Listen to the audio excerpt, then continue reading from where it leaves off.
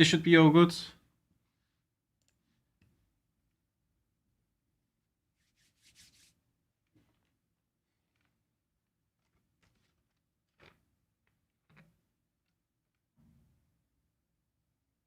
There we are. Things are starting to pop up in chat. I think Infrashell's messages don't pop up in my chat because I wasn't live yet. No, there we are. Yes, I can see everything. Okay. I hope you guys hear me all right. I hope everything is set up correctly. There's always a little bit of a gamble, even though I never change things. Sometimes stuff just breaks. Why is this not working? There it is. It's always a wonder, what is the one thing that I forgot to do or prepare in the beginning of the stream. But I need to prepare also today is Wheel of Names for another genre challenge. Because that is what we're starting off with. I know that we have a production project in here, but I've already prepared for the feedback stuff as well. So I'm just going to do this. But first we're going to go through the challenge submissions, obviously. And then we're going to set ourselves a next challenge. So we have 1, 2, 3 submissions today. Sometimes Windows reconfigures itself on audio just for good luck. Yes. I route all of my audio stuff completely outside of Windows for that particular reason.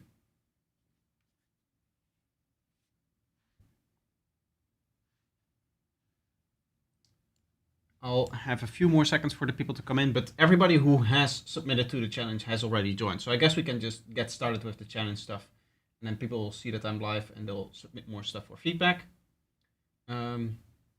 Smart move, you should work for Microsoft.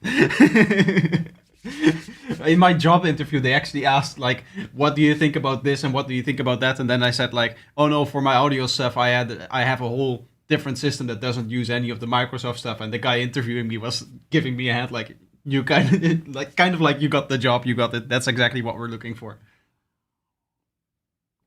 Nothing is as universal as system administrators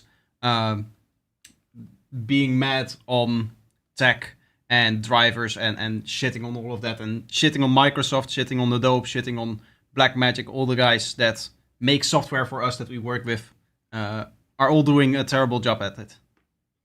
Are you on Windows 10 or 11? I'm currently still on Windows 10. I know that I have to upgrade before October.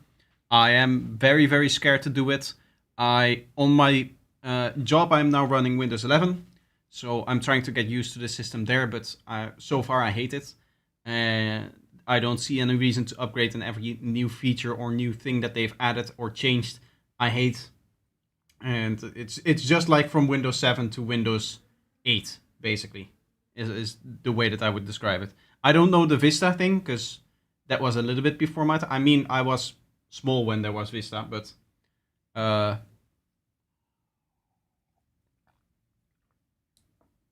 I don't remember, how the operating system was and how it worked and that kind of stuff.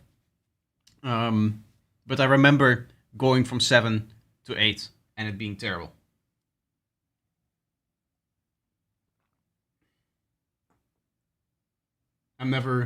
I'll never migrate to Windows 11. I'm just thinking of doing the same thing.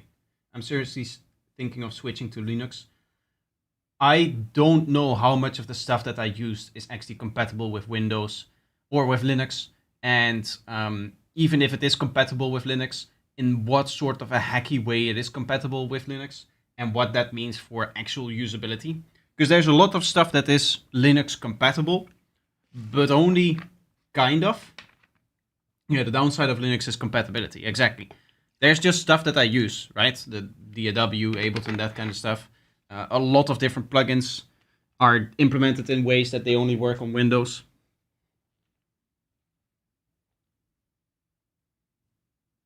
You remember the name before it was called Vista? I don't. No.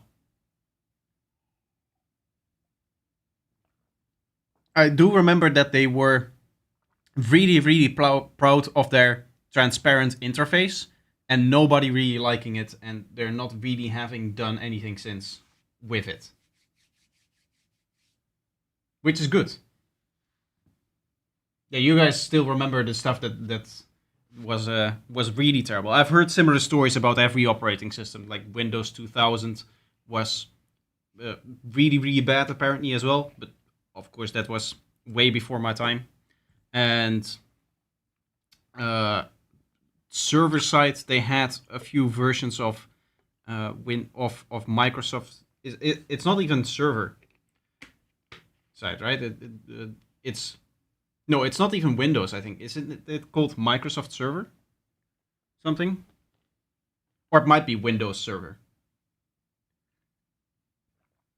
Millennium Edition. Yes, I've heard really bad stories about that.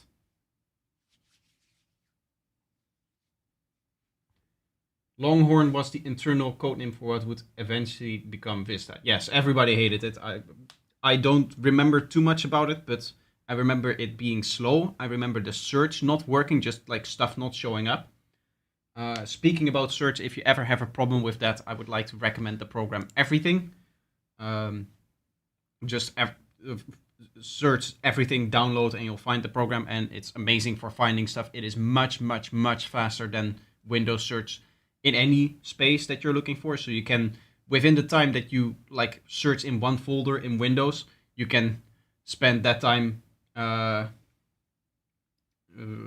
You can spend that time reading the whole C disk using Everything. It's amazing. Congratulations on your first booking. Thank you very much. Yes, I did get a booking. I'm working towards preparing the set and that kind of stuff. First of all, I am going to the Netherlands next week. I am honest. Funny enough, I'm also going to be working at a festival, but the festival for my uncle, which is a kind of like folk rock kind of festival. So I'll be serving beer there. And then also my grandparents are married for 65 years. So I'll get to enjoy a little party there. And I'm gonna be a few days away in the Netherlands, but that does mean that next Sunday there's not going to be a stream, because then of course I'll be gone. And then after that, once I return outside of my job, I'm obviously going to spend a heck of a lot of time DJing and trying to prepare and setting up a set and getting everything under control, so that once I'm at the festival, I know exactly what I need to do. You're DJing Psytrance, right? Yes. Yes. So you're going from serving beer to serving tunes. Yes. I'm going to be serving all kinds of things in the festival scene.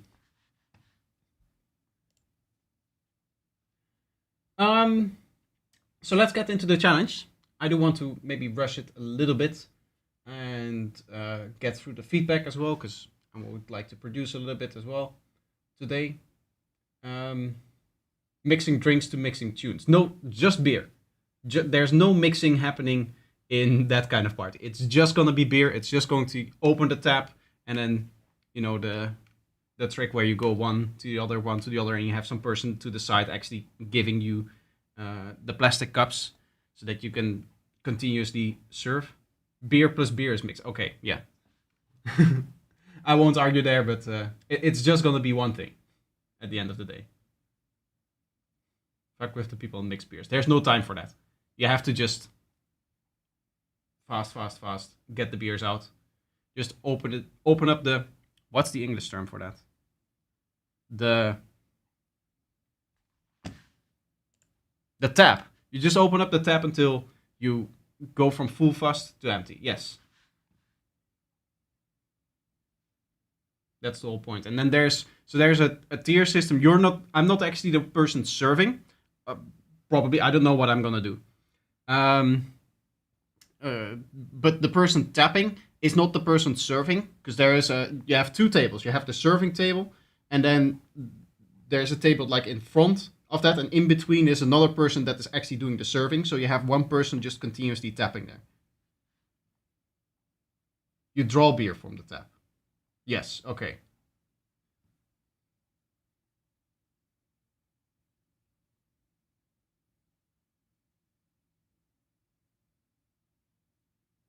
I was on a side party yesterday.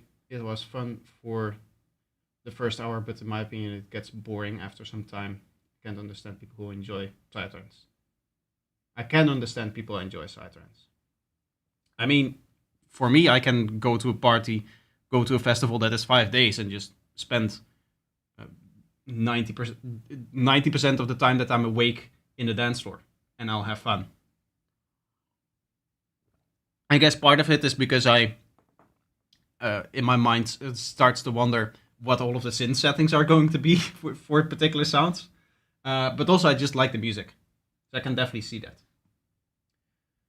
Speaking about music, I do really want to move on now so that we can go through the challenge and we can go through the feedback. And in the meantime, we'll chat a little bit more. But I want to first start off by just playing the first song, Your Embrace. Of course, future bass, because that was the challenge for today. Oh, we have a video happening here. I don't think I can show it with this. I've been thinking about it, you and me. You're the one I need to call on when it all gets a little too hard to take. I don't want another stranger. I wanna live in your embrace.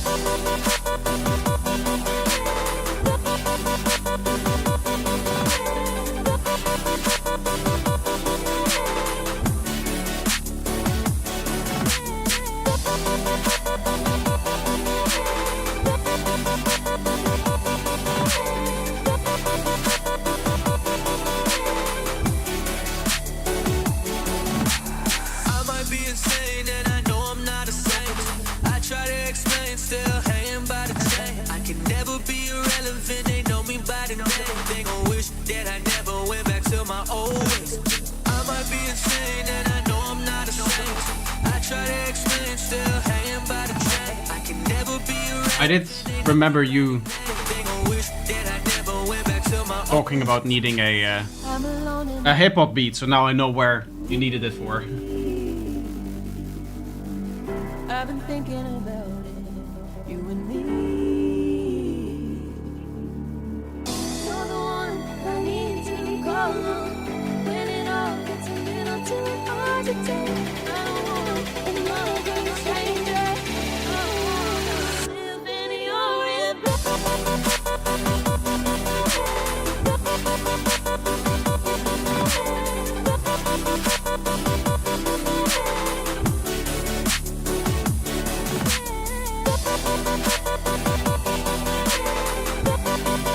Is ook het reference to the semantic exam.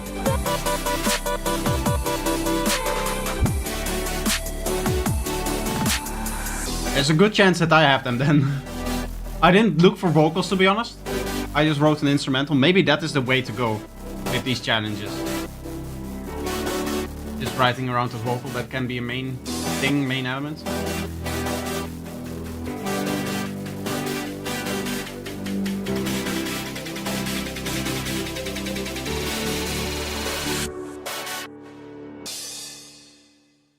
And you are on an era of psytrance where a lot of people sound the same. Inner Sight, I vehemently disagree. If you think everyone sounds the same, it just goes to show that you don't know where you should look in the psytrance scene. Because there's never been more diversity in psytrance as there is right now. Just because you find a few artists that all sound the same doesn't mean that everybody else does. Right? You can go from really, really strange dark side stuff to high tech to psybient to everything in between. And within that, especially if you know a little bit about the production, you can find the individual details, the individual signatures of individual artists, which are just unique ways of writing music.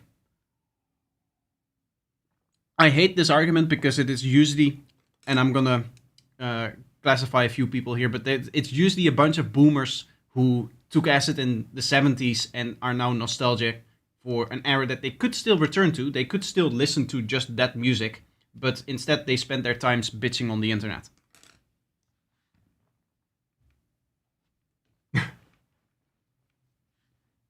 Not saying that you are that way, but that is the feeling that I get from people saying that every psytrance song sounds the same. I hear boomer. Yes. The massive 1970s psytrance era. 1970s, 1980s, honestly 90s, even there. I feel like that stuff is still there, and there's even still people making modern interpretations of exactly that. If you want to go to that, and now there's people going back to the 2010s and maybe the 2000s. You know, but with the new stuff that Eclipse is doing, trying to get more into that groovy 136 sidetracks, but also the neo Goa stuff is out there, and there is many more branches next to that.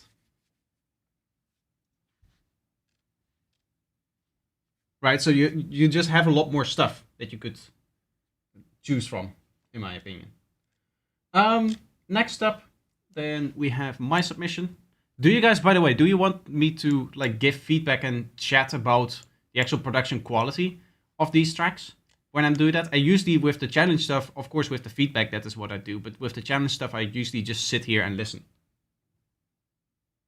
I appreciate what Eclipse is trying to do. I understand where he's coming from as well. He wants to go into his own thing, having opened up his own label. That is usually where you get to do that as well. So that's really nice for him that he has a moment to play with that. And back in the days, there was an actual style attached to the artist due to some characteristics you only find on that artist. I mean, if you know how to look, then that's still the case, right?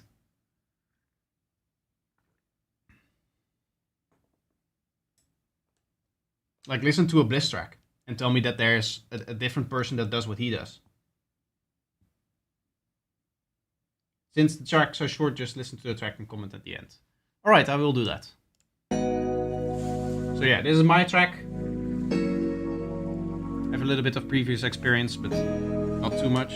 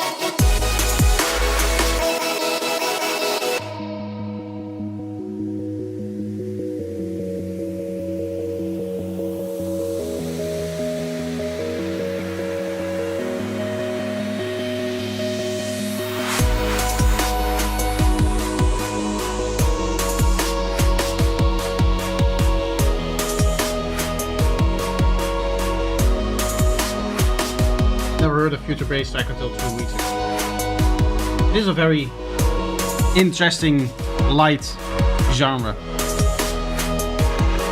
Honestly, with how long I've been writing sidelines, I don't think I've been really able to capture it.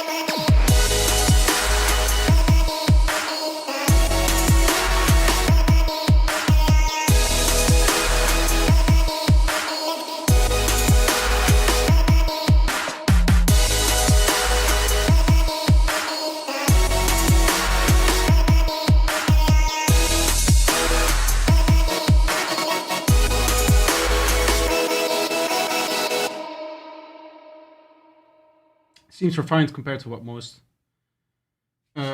Seems refined compared to what came up when I searched for Future Bass. My results were mostly buzzing saws. It is the basis for Future Bass, I think. It's those big super saw chord stacks, but I did want to do something a little bit more interesting with them. So it has the wobble to it, and then I'm also distorting the saw waves against a sine wave to get a little bit more grit out of it. I feel like I got a little bit too distorted with everything that I was doing. Like I did some distortion on the drums. I did that other lead that was in the second drop that was a little bit on the distorted side. And of course, I could have refined the track a lot more until I got to a really good state. But at some point, you just have to say, okay, this is finished. And also for a challenge, it's not like I was gonna release this. Otherwise, I would of course spend a month on it trying to get really, really proper with it. I landed on a 2025 emotional Future Bass playlist on my search. I got some conflicting ideas because I was originally going to do 177 BPM Japanese Future Bass, which is just like faster and involves a lot of anime sounds and that kind of stuff. But that was too hard for me. I just couldn't get it to work, so I went back to 140 BPM, 140 or 150, either the one of the standard BPMs for the normal Future Bass, to say it like that. Where have you been booked? I have been booked right here in the events. It shows an image. Echo Wood Festival in July 11th, 12th, and 13th. So it's going to be in Via Brescia, Socino in Cremona, which is the province, not the city. It's not in my actual city, which is indeed Cremona, but it is nice and close, and I can just take the bus to the festival, which is very cool. All the Japanese stuff is really crazy in their sound design and in their complexity. They have really cool ways of writing things, and honestly, if you get to those like really top producers, they also have very extreme clarity in their mixing, which it is really something that I would like to learn how to do that.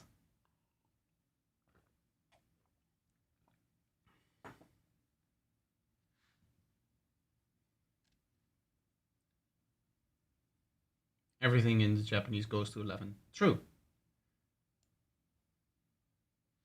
They do have a lot of stuff that is, very dedicated people, very spending a long time crafting something, to say it like that, as opposed to quickly making stuff. Last track here. I got Something, The Way We Are.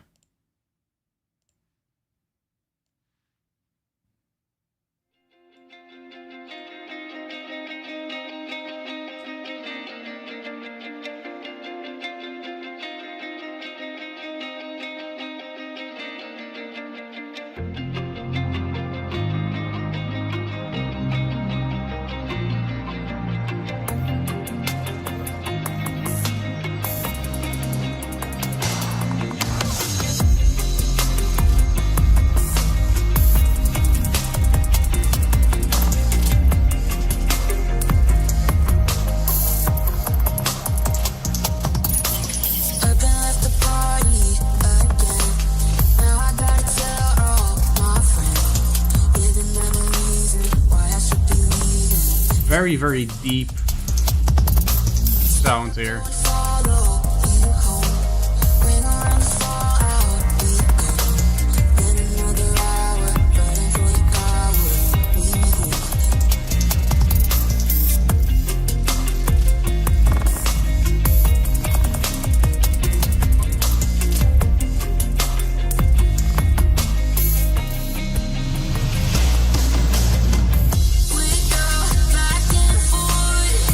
Can't stop, starting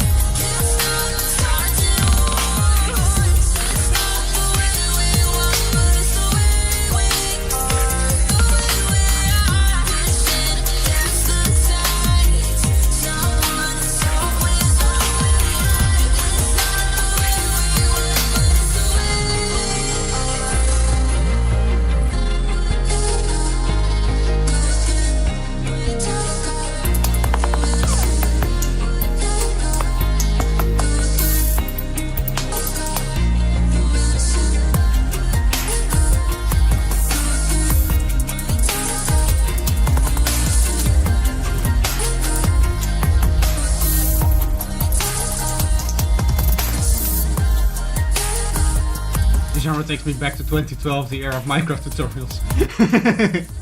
True. Honestly, with this one, I expected there to be more of like an actual drop with a lead in there. But I guess with the vocal there continuously, that's a really cool idea as well. I think it could stand out a little bit more from the mix. I don't know how much actual mixing you did on this, how much you really dove deep into it, or if this was just something that you threw together a little bit quicker. I can definitely hear that almost characteristic Infrashell like slight messiness, which I sometimes really like in what you're doing in Psytrance, and sometimes it gets a little bit much, as I've sometimes told you as well. But definitely really cool track.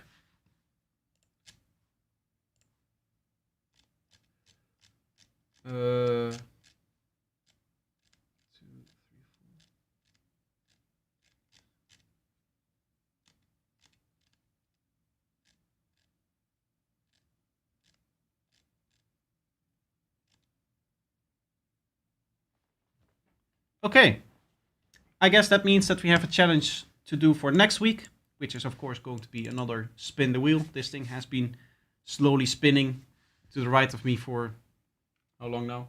20 minutes. And I'm going to spin it again, unless there's people that want to add a genre that they really, really want to come up that isn't in here yet.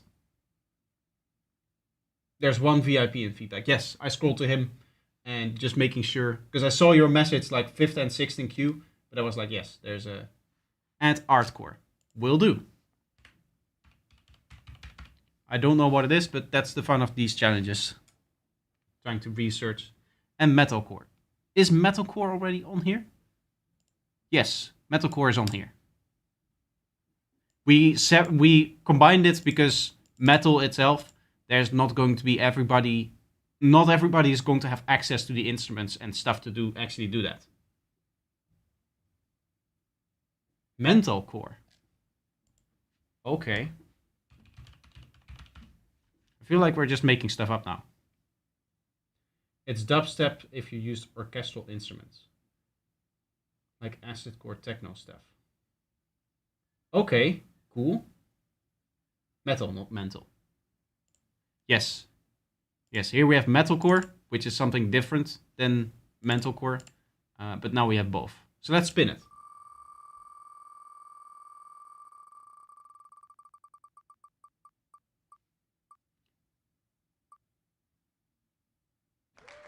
Glitch hop. Yes. From what I remember, it's future bass at 110 BPM, but with a swing beat in there. Right? Correct me if I'm mistaken, but I still have to do my,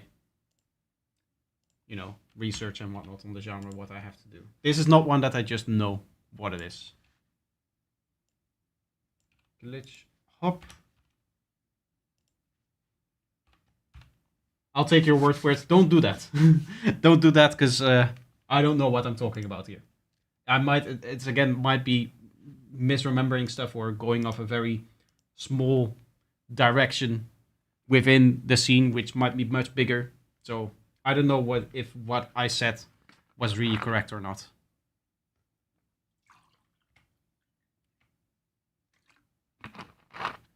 Anyway, the challenge is out. I should change the date. That's going to be the 8th. The 8th of June. So the 1st of June, I'm not here. And then the 8th of June, I will be here. And then we'll do the challenge. And I'll just have to make something that week. All right. That means that we get now to the feedback portion of the stream. We have 6 submissions then, right? 1, 2, 3, 4, 5, 6. Yes, 6 submissions. And we start off with Tekarsis with Crossbreed Xenon V5 Vool arrangement. He did say to me before that he wanted to mix Mental with Xenon. Blending mental with Xenon style. I think I've read this before, and that is why I remember.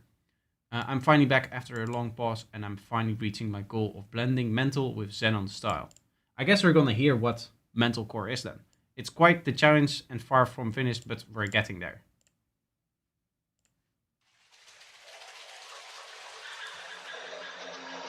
I didn't see dub as well. I think we have dub in there too.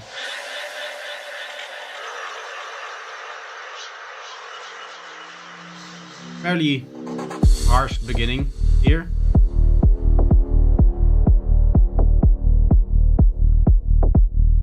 There's a nice switch around though.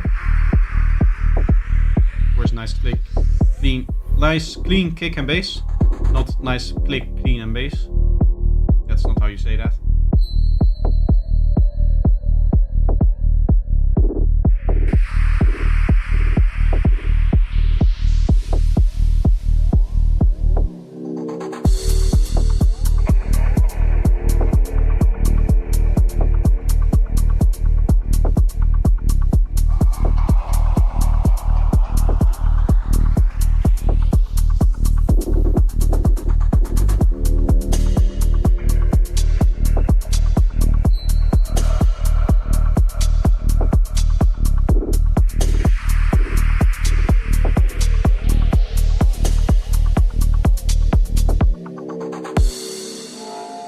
Not sure I'm a fan of the kick opening up here now.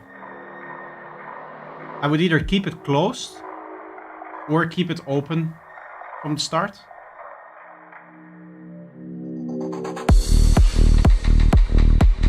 Yeah, now this part sounds completely different in vibe because the kick is much brighter.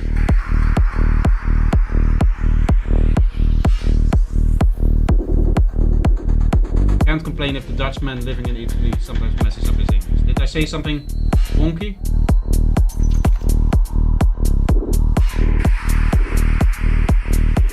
I did say something wonky. I just...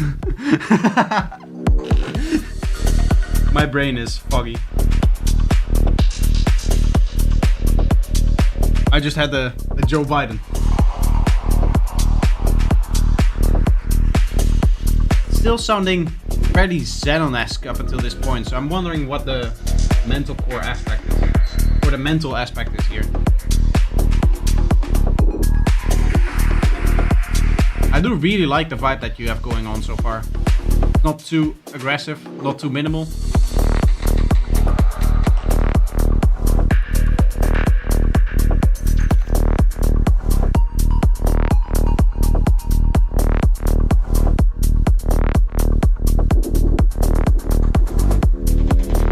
Change to the bass here.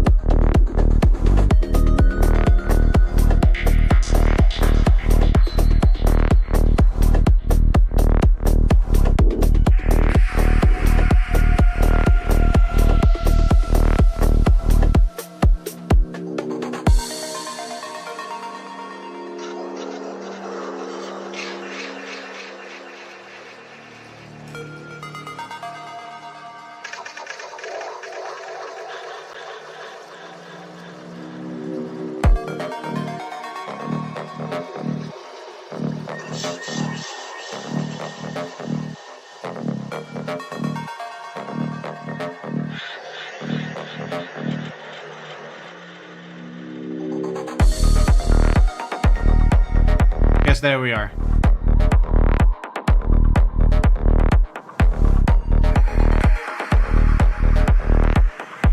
Honestly, I would have the kick the same throughout the whole thing and just play off that idea throughout the whole track as opposed to slowly building up to it.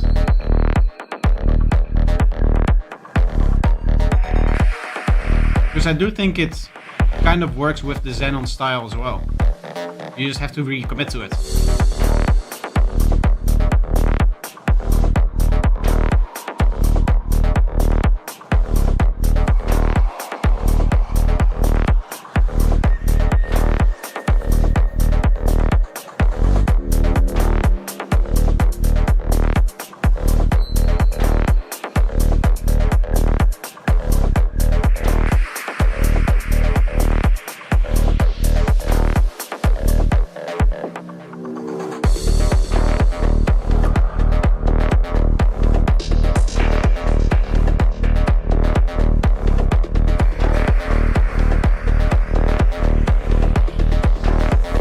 I get where you're maybe coming from.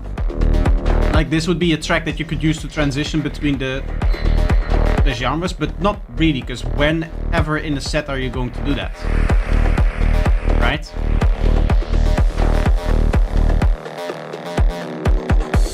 You would most likely still mix this into a Xenon track, so you could just use this as the whole track as kind of like a unique moment in your Xenon set by having the distorted kick in there. It's not too out of place now that the elements are really building up. It's gonna be weird for the first few kicks that you hear it where everything is empty, and then get used to it, and slowly when you add more elements to it and build up the energy, it's just going to fade in the background anyway.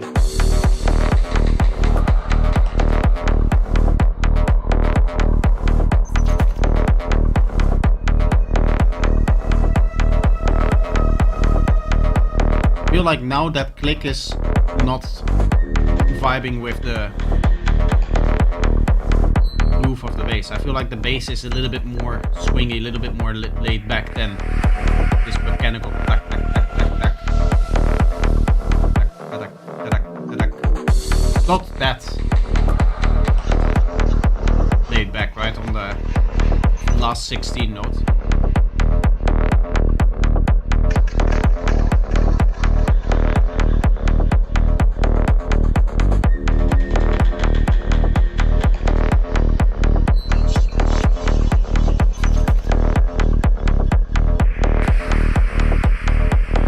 More swing on the click. Right now it sounds too mechanical, yes.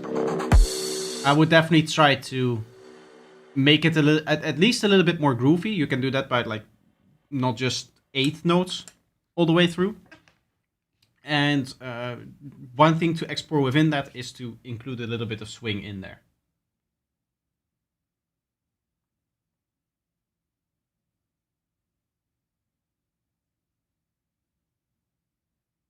It reminds me a lot of the Satoshi Tomiie remix of F-Soul's Papua New Guinea from around 2000. Yeah, that's another boomer talk moment there. I don't know what you're talking about. I was born 3 years earlier, so I don't know too much about that. No, cool stuff, cool track. I really like the idea. I can get behind trying to make this transition track. Maybe having one of these is cool, but I would like, for me personally, it felt a little bit strange having the kick kind of transform throughout the track, but I can see if you want to have specifically a track that functions like that within your set, then that is what you would need to do, right, for transitioning between genres. No comments on the mix/master. Honestly, the mix and master was decent. There's not anything that stood out as being particularly bad in the mix. Your kick and bass was clean, so that was nice. It didn't feel unbalanced in any way, but it wasn't also something that was particularly breathtaking that I was like, oh, this is something that I need to talk about. Which is exactly what a mix needs to do, right? It needs to be good enough so that you don't notice the mix and master not being there or something like that. The mix and master should be good enough that you don't talk about the mix and master, is what I should say. Anyway, next up we have Ben. Ben here is with 2 tracks. First of all, we have Fireflies. Vocal hosting needs work on the arrangement. Looking for some basic feedback. Thank you, please. Will do. You know what the dream is. You know how to dream it. You know what the dream is. You know what the dream is. Vocal fell away a little bit there. I was gonna say this was a very nice vocal mix, but Blinded by flashing lights, you take me here every night. Surrounded by fireflies, seems to have some take me here strange texture of it. It's almost like it's AI by flashing generated. lights. You take me here every night. Surrounded by You know, in the high frequencies that it has a little bit of a strange texture.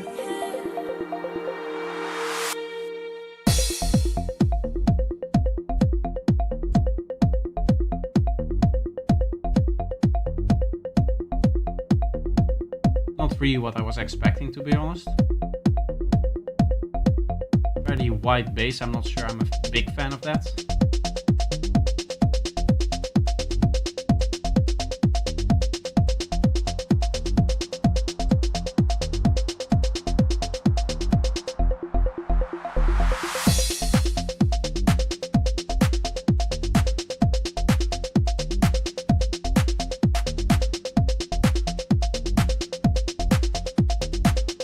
For a house track, I feel like the top drums need to be way more complex than just a single, or in this case, 2 hats.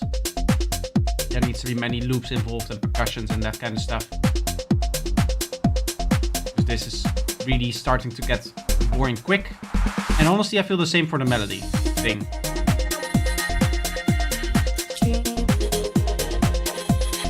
Honestly, I would cut the part that you had up until this point and connect this to the intro.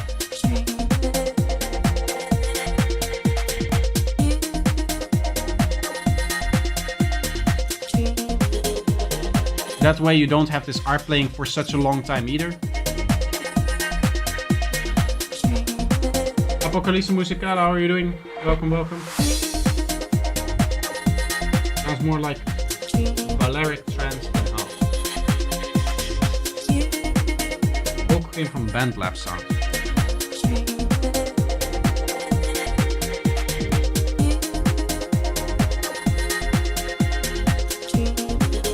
It's like a splice thing, I guess.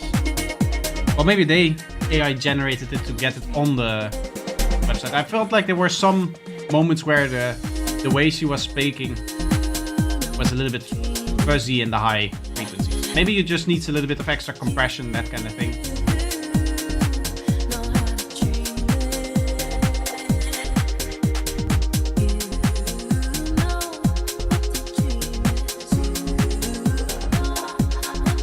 I like what you're doing with that glitch part on the vocal, having it come from underneath it right after she's singing.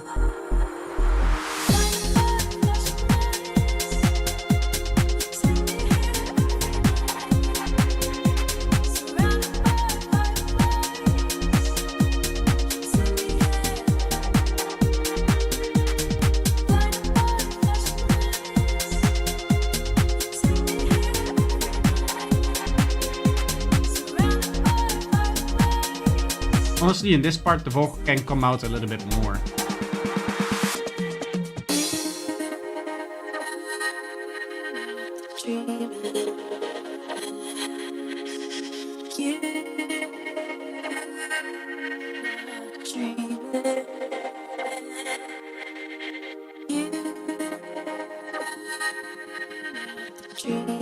You'll forgive my ignorance if I still have not used the right section to which is a bit tracks for feedback. Is it the feedback on stream section? Yes.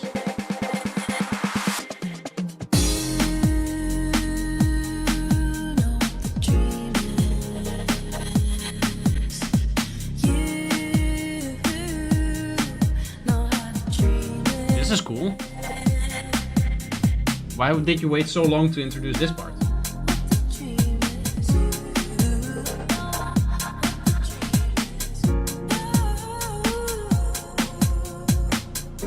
Honestly, I would almost base my song around this idea here, as opposed to the house thing that you were doing.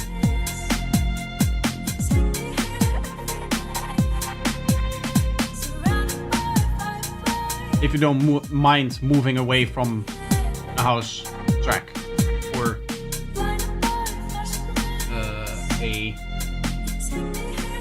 what did they call it? Balearic trance track.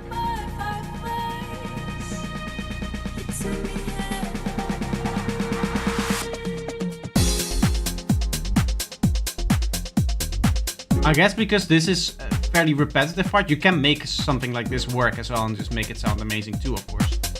But the house part isn't really capturing me yet. The very simplistic ARP bass line that repeats every bar.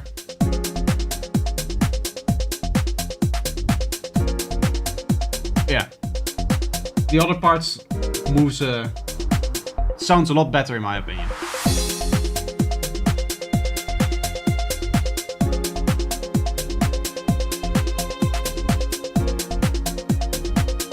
It's the 404, yes. I would agree with that.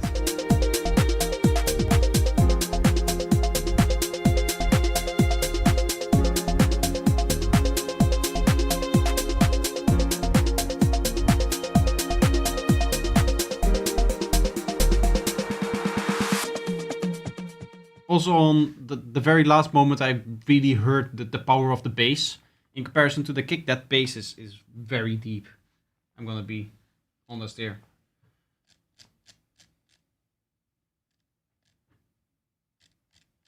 I was gonna say, like, Apocalypse Musical is probably going to come back saying that he doesn't know where the channel is, but he did manage to find it, because it's now with the rule system that we have. Also, if you have time, new breaks, things I put together yesterday afternoon while stuck on another tune. This one's screaming for some kind of vocal. Flapdoodle, I like that title. Let's go.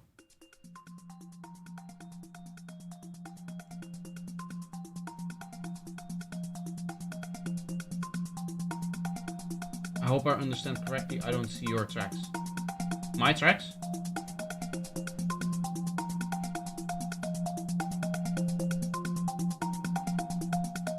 Why would you need to see my tracks? This is the one I wanted the hip hop for. Ah, I thought you found it for the...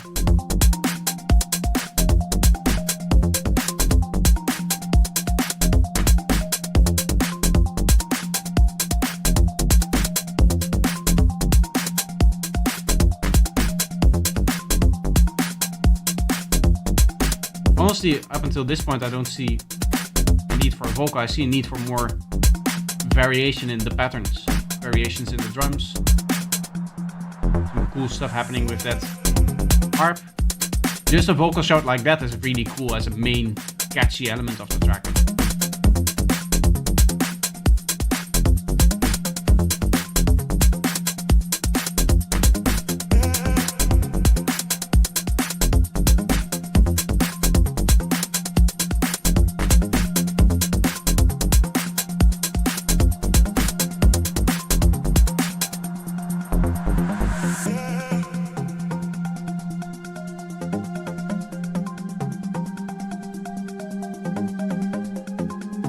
If you ditch the ARP melody here, this could almost be a Faithless track with the 2000 strings and that nice vocal show there.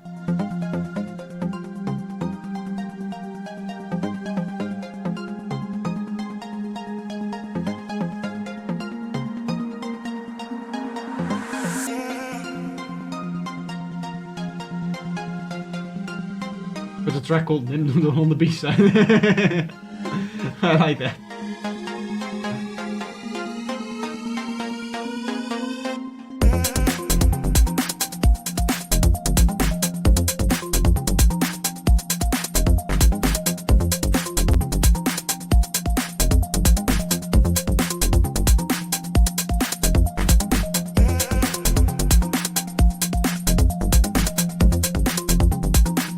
Honestly, I would probably get rid of that harp melody and the constant tone that is playing here, and then just focus on adding variations to those elements and doing some cool stuff with that vocal shout that you have there.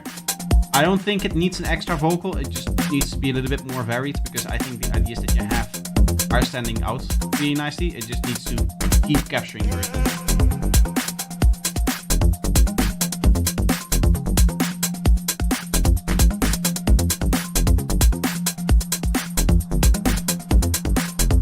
Other small thing is maybe the dubstep snare is a little bit too much.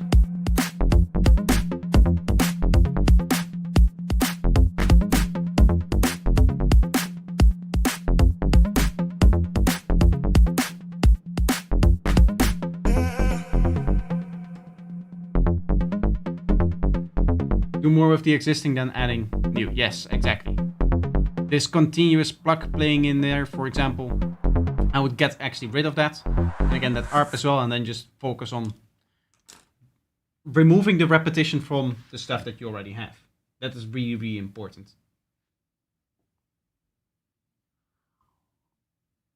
Especially if you base your track around like this one idea, which could be like a vocal shout like that, or honestly, even a drum loop, if you have a good enough drum loop, can be a main idea for the track.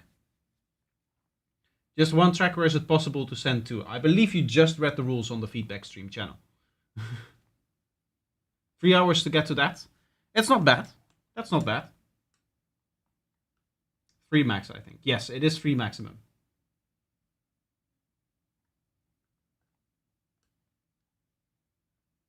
So happy with how it came together. Does need more work. He didn't. I mean, he just clicked the thing, I believe. Yes. He saw feedback rules, saw that there was a check mark below and that a lot of people had clicked it, and then he didn't read it and just went to post the stuff. Like most people now do.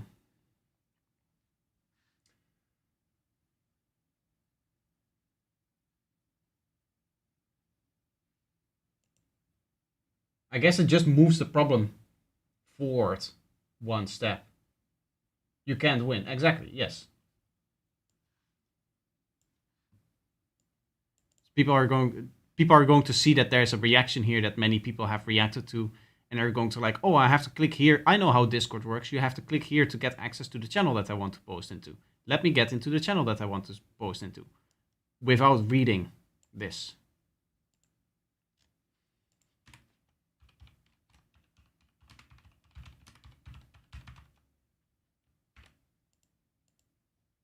Like, what do? Let people have a code word or something like that in their submission, which I hide somewhere in the text here? That's not gonna work. At least they can't call BS that they haven't read. Yes, at this point, it's not their... it is their responsibility having read it, and it's a much better system than just having it up here alone. Or only having it up here, I should say. A safe word, yes. Just a code word for people that have read it and then hiding that somewhere in there. At that point, it's going to be too controlling as well.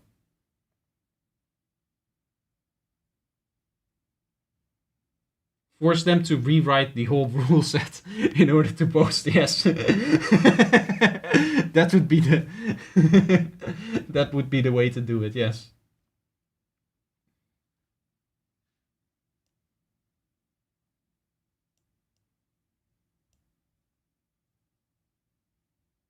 You could hide it behind 10 bits or something. Not really, because most of the people that join me are on YouTube, and they would have to move platforms, and that's not something that people would want to do. Like, I don't want to close off access too much to it. I already noticed that with the new setup that we have much fewer not much fewer submissions, but we have less submissions than we used to have. And I don't want to close it off too much, because then I'm just going to sit here without any tracks to listen to. There's never going to be a perfect system for this, right? Anyway, the tracks are over here. We have, first of all, Soul Mesh, which is going to be this one. By Innersight. And this is just here so that I can instantly play it. That is why it's posted by Sethro, but it's really a track by Innersight. Let's have a listen. You have a clear rule set, you just got to enforce it until people get it. Not much else to do. Exactly, yes. And everything has a specific frequency, so we know that it exists. You know, we can't see it, so it's hard to believe. Listen, tell us a little bit about the sound frequencies and how they transform your life.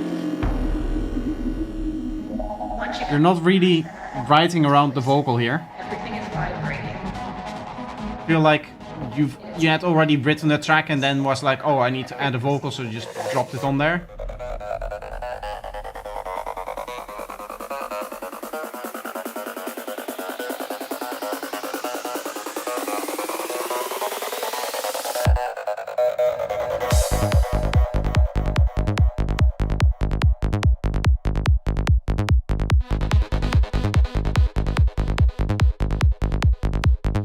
wonky kick and bass.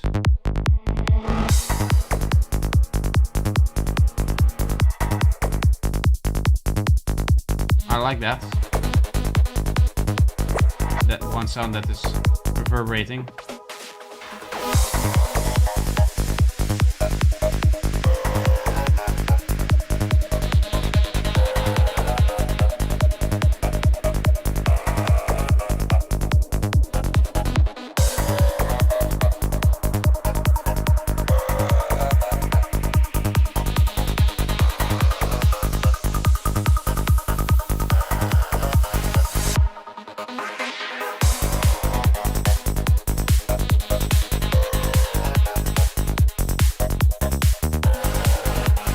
I don't think I'm a fan of the galloping pattern that you're going for here.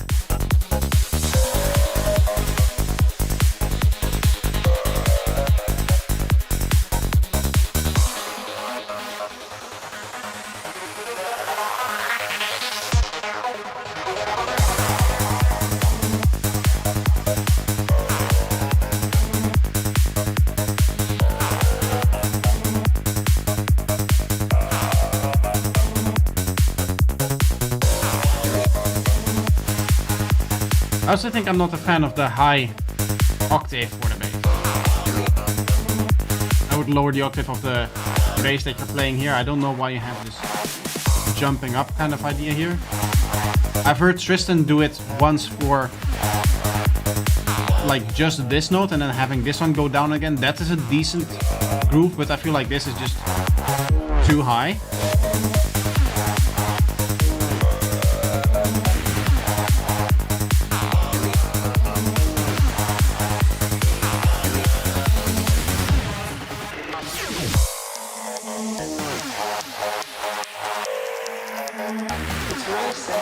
Mosquito season has started. It's vibrating at a frequency, and the higher the frequency, the better you feel.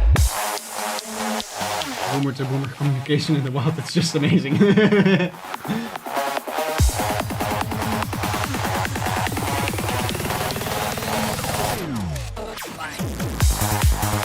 That's a fill that I know.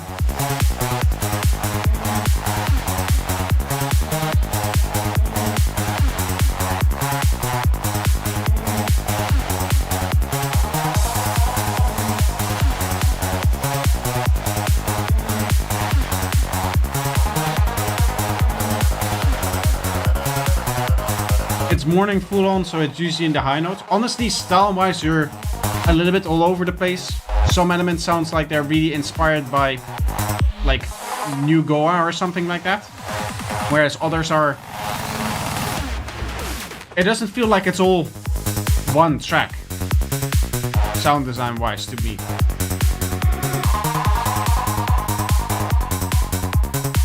Some of those really dark, like almost stabby sounds. Those gritty sounds. And then you have these really nice high sounds, which I believe are a sample. Because I've heard that in other tracks as well.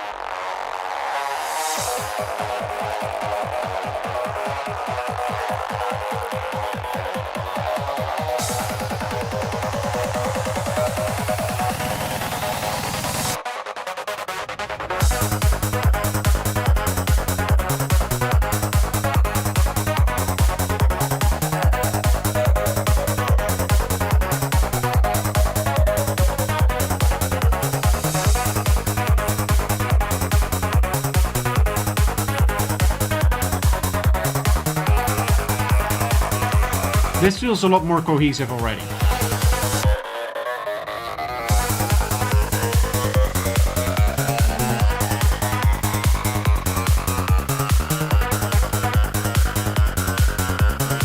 Maybe with a format synth like this, you could bump that up an octave as well to get more in that higher sound. Right now that still has a little bit of a low texture, low octave texture to it.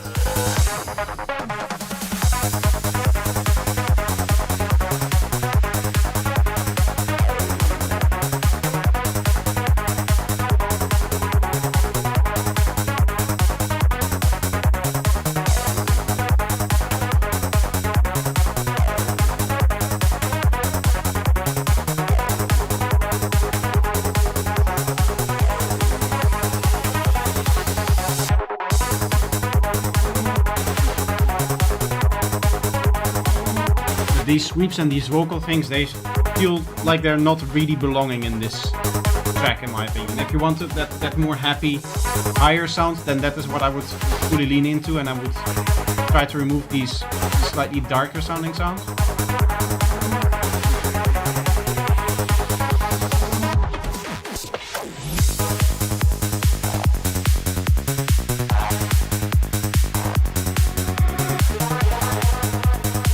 Like this stuff works really well. That more melodic stuff.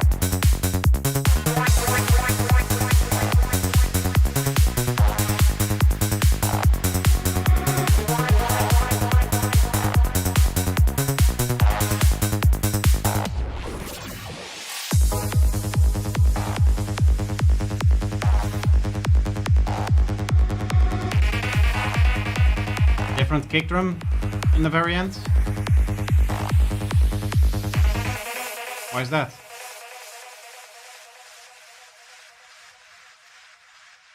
That's a bit of a strange idea.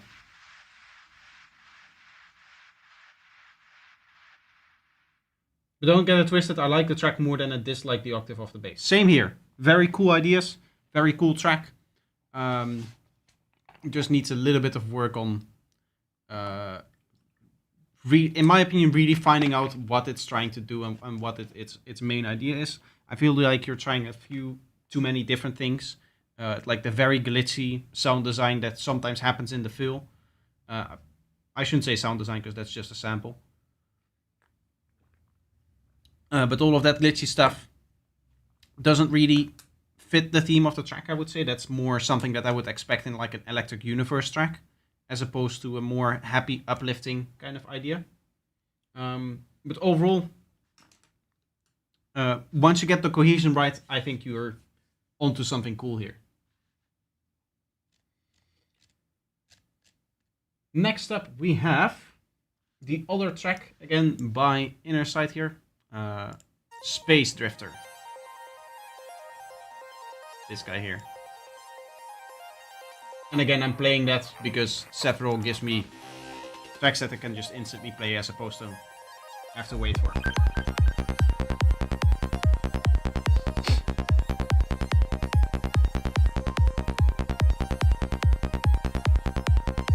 Again, kick and bass, not really a fan of it. What you're trying to do now, it's also very, very short. Beep boop. Beep boop indeed.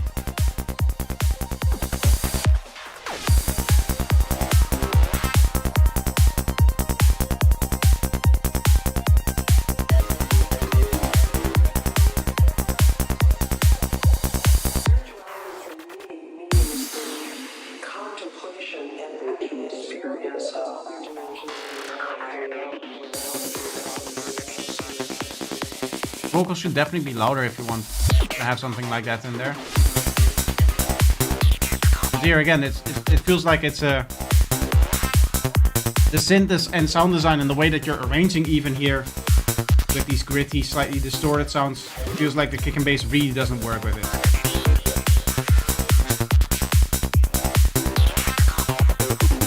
Like I'm imagining just a normal full-on kick and bass under this, and that's gonna work. That's actually going to sound very nice if you would do that, I think.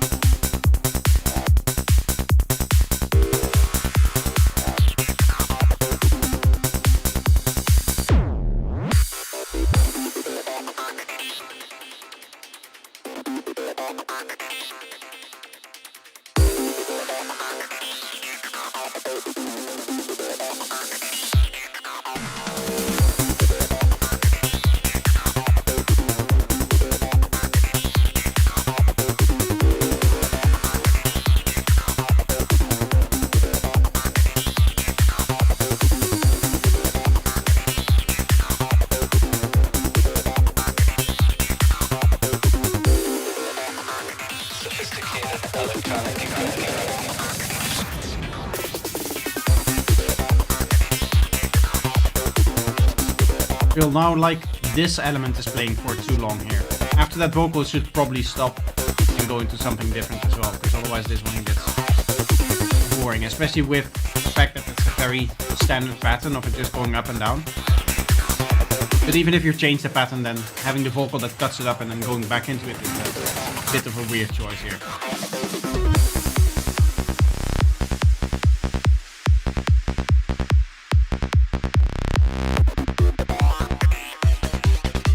I'm not really a fan of the octave select. This is in C.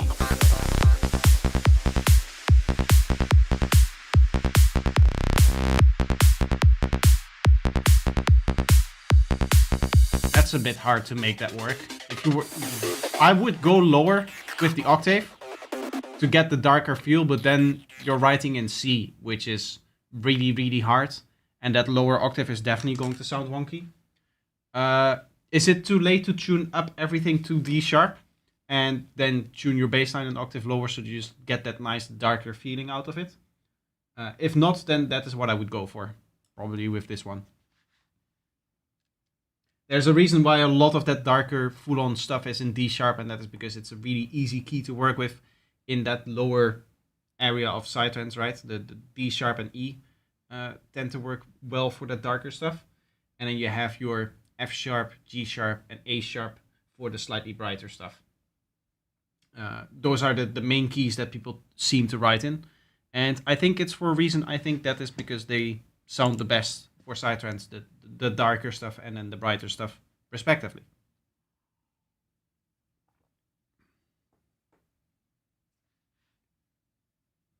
Projector sponsored D sharp, other keys available. It is funny that I'm now in the process of writing my own D sharp track. This is the first full D sharp track that I've ever written, I think. I've written something in normal D, but the rest has always been F sharp, G sharp, or A sharp. The main key that I write in is G sharp. Like half of my stuff, I would say. Anyway, we have some of the best cover art that I've ever seen. It's Drive Time. Hello all, hi Projector, hope you're well. This is my track that I'm currently working on, Drive Time. Generic Sidetrends Artwork Volume 2. I really like the Paint.net artwork here.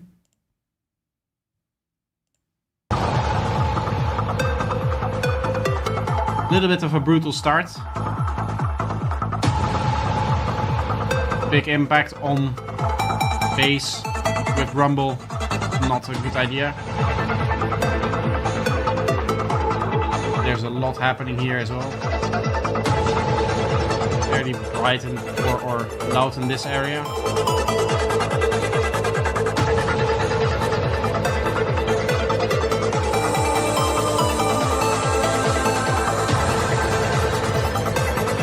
I have no idea what to focus on here.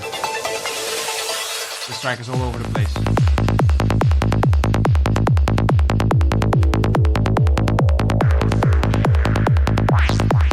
Decently clean sounding, but I don't like the tonality of this kick and bass. Again, an octave that I don't agree with.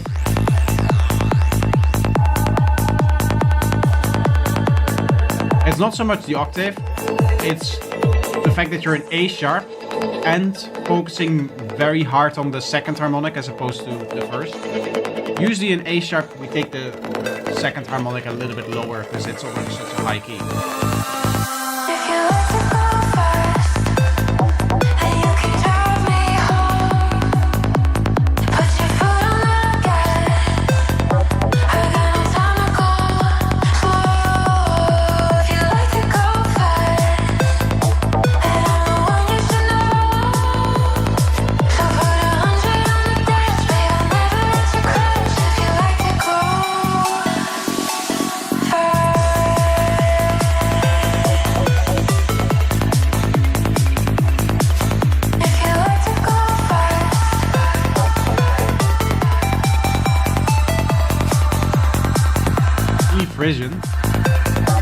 I'm just looking at the key of the bass note here.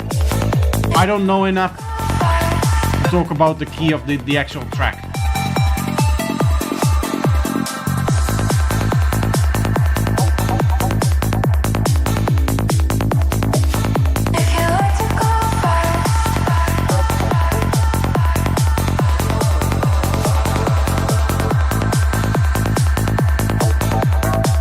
Did you miss the bus on the way to the studio? So someone to the outside. Haven't let her in.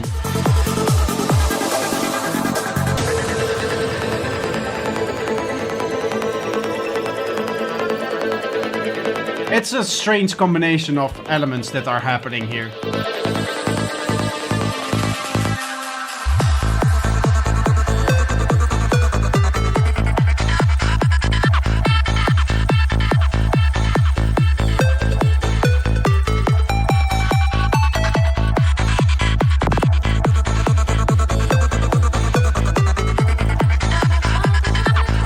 Still saying A for me on the bass line, but I believe you that the key is different than that.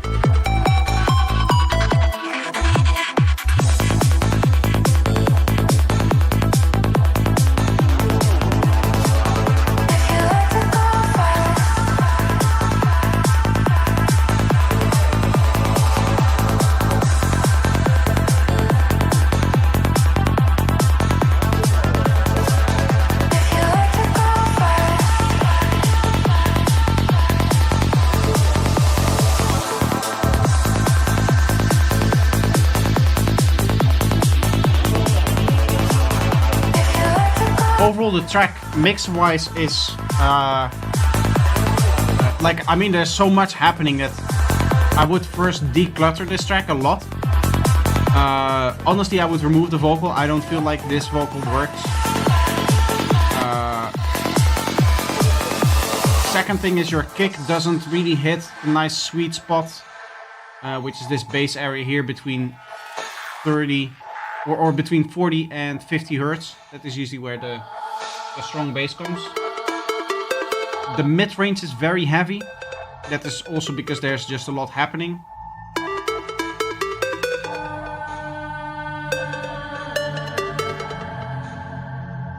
I feel like this is different keys. Again, music theory is not my strong suit. I'm a little bit tone deaf. But I feel like you didn't really have a plan starting this track, and none of the sounds really work with each other.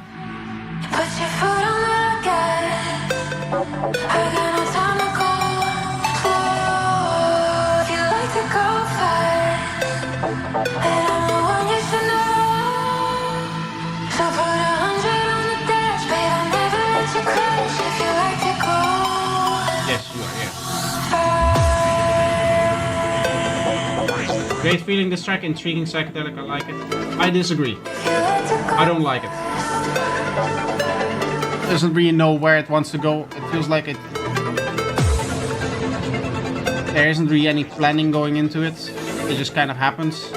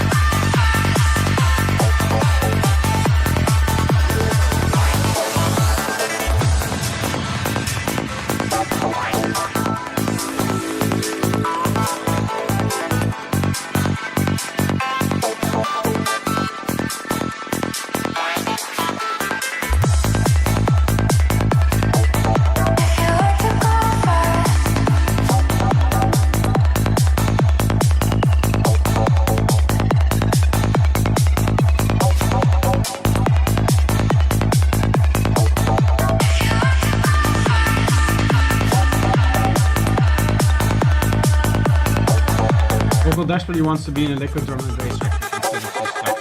That is how it feels, yes. And that is true for also a whole bunch of other elements. Like, it's clear that you want to include a lot of psychedelic elements in there as well. So why not just write like a full psytrance track? That is also what the structure seems to do here. And then half of the track is this, like, it's not saying that it's wrong to write like a more progressive track, but then fully jump into the progressive side of things.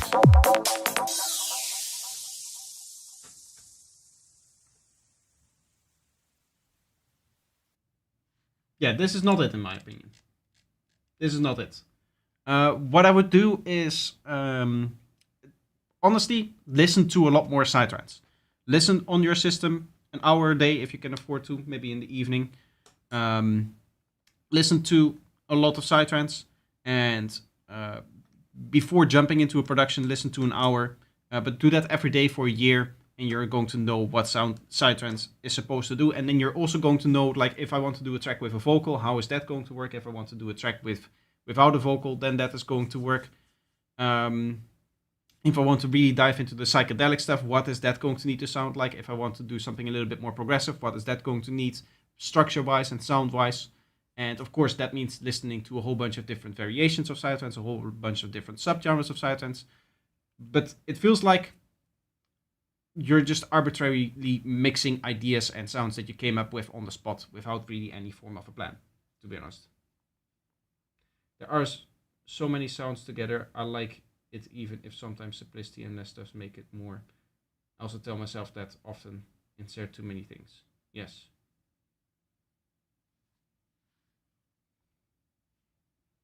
At all. I don't know what that is or who that is.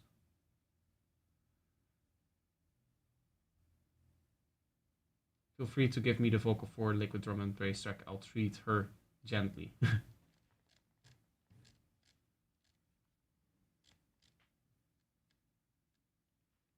Next up, we have Apocalypse Musicale here with 3 submitted tracks.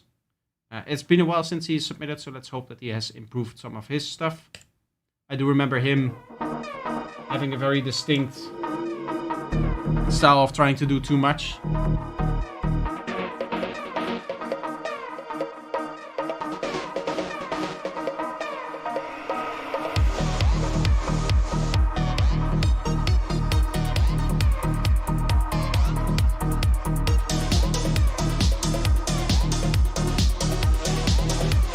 Do you feel like that is the case now?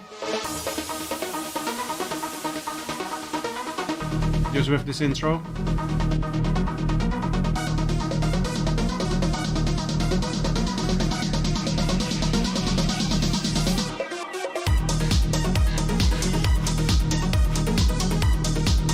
Very strange spectrum in the drums, in the sense that the drums feel like they have no mid-range whatsoever.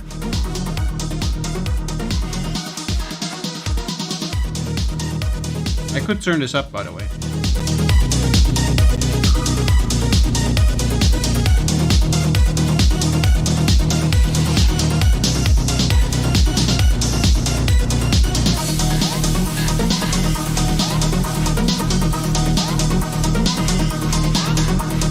I'm starting to understand why you like that other track, because this track has, I would say, almost all the same problems. I don't know what you want me to focus on. I don't know what you want me to listen for. Fairly wonky in terms of the mix. Like you can see it in the spectrum. This.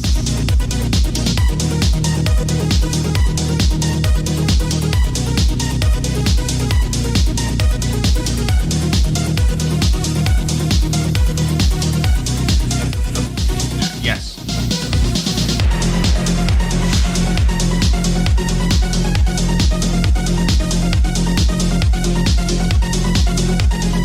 Rhythm that doesn't work.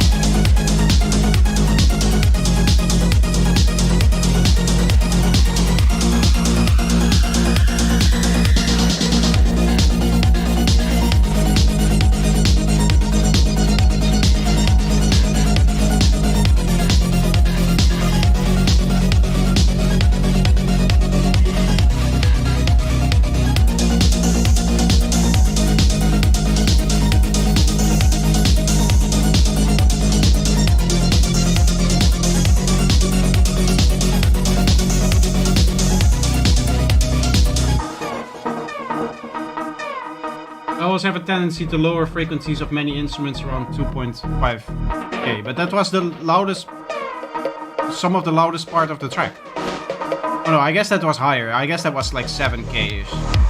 But honestly, man, that is not your big problem. Your big problem is that the ideas that you're writing, one, you said it yourself, I have to tell myself to go more minimalist. Say that harder, say that louder, because it definitely needs more cohesion and more minimalism.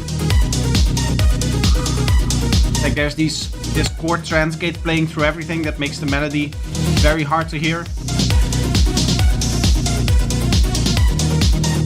I guess the area that is the lowest here is 1K. So that would be the area to boost a little bit.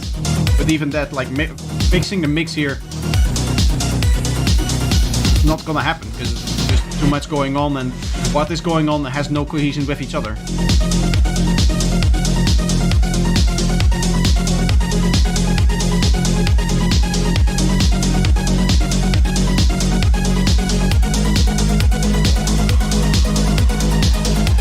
Like there is a screech in the background here doing something completely arbitrary.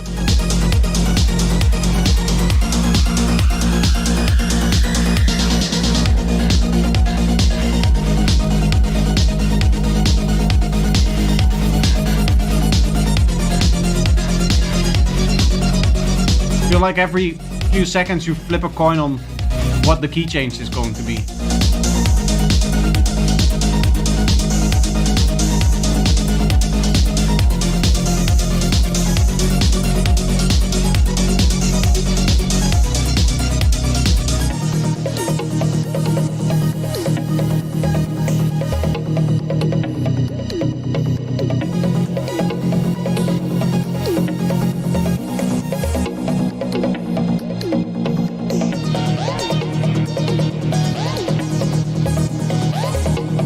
Is it me, or is there also a lot of stuff just like slightly panned to the right, slightly panned to the left?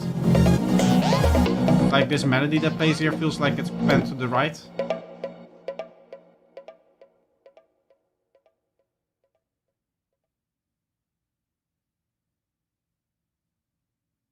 This sounds like you should be writing dark wave.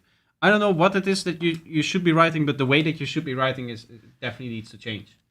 This is really hard to listen to and really hard to understand for me. I'll give the other one a try. There's actually a third one that we're also going to play, of course. Only War Until Death Do Us Part. I do like your choice of titles.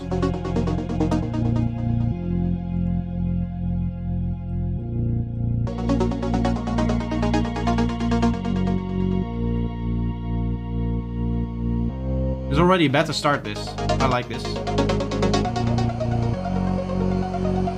Drop the other melody. Remove this melody that's playing now. Just continue with that other idea. You had a cool idea happening.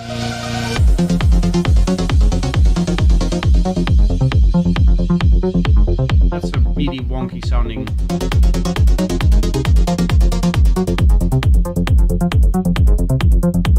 What's happening with that kick drum? Why is it kick, kick, kick? Why is its transient so strange?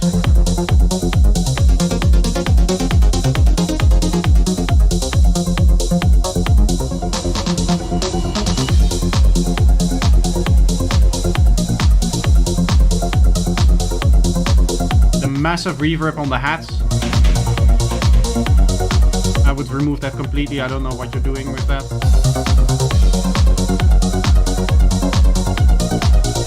The duplicate hats don't really work. It ruins the groove for me.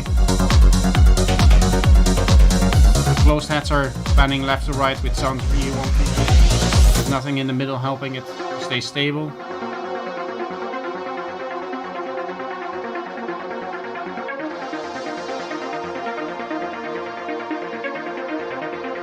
Darkwave is an emo version of synthwave. Aha. Don't say the R word, we all have PTSD.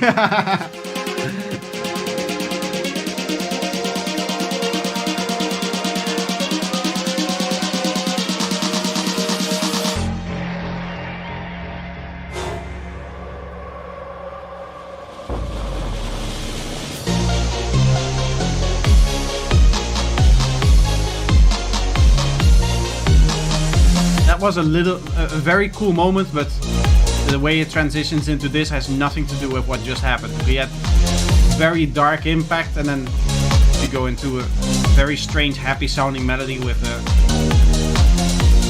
I don't even know what's happening to the sound, why it sounds so very distant. I guess it just drowned in reverb and put too far back in the mix. But I also feel like it lacks high frequencies that you just heard. Like this part works. Just a melody, few effects. The drums kind of ruin it because it's drowned in reverb.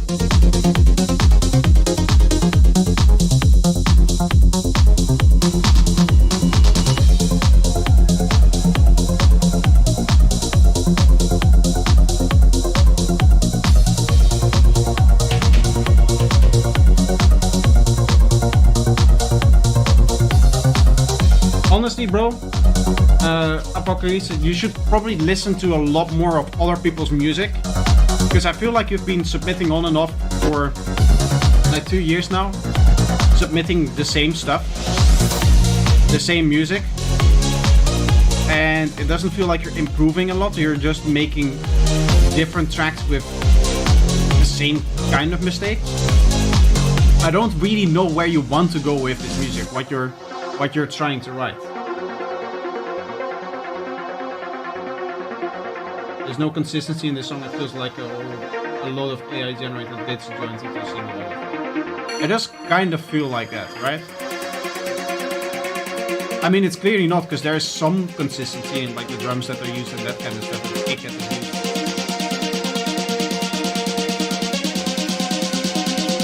But you definitely, just like that other artist that we heard before, you definitely didn't have a clear plan for this track.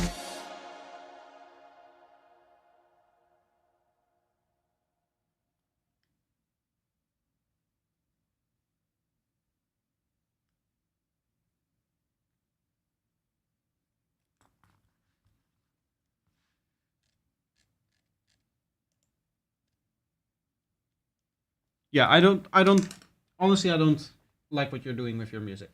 I'll listen to the last one, of course, because that is what I always do. This is a very old track, very muddy sound, and I think a lot of mixed mistakes, but it has, in my opinion, a very powerful feeling, very creative, but it should be completely remixed. Honestly, all of your tracks should be completely remixed and completely redone, but that's something for another time. I played death metal for 20 years, drums as a kid. I'm an old boomer, don't expect too much. Honestly, I don't know. Maybe it's your mixing environment, but even that doesn't feel like should get you this far off. I don't really know what's happening while you're writing music the way that you do.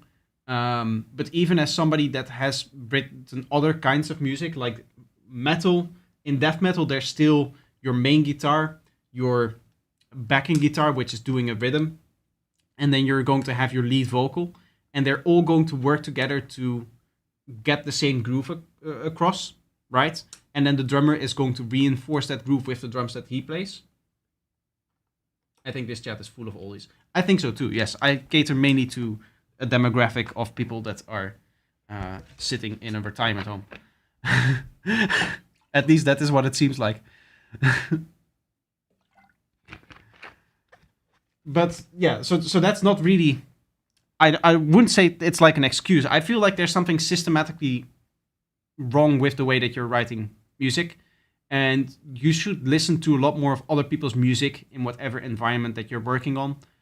Maybe it's you're using some kind of weird set of headphones or something like that. But even there, that doesn't explain just the musical ideas and how that is jumping all over the place. 27 is old now. 27 isn't old. My left knee is 80 years old though.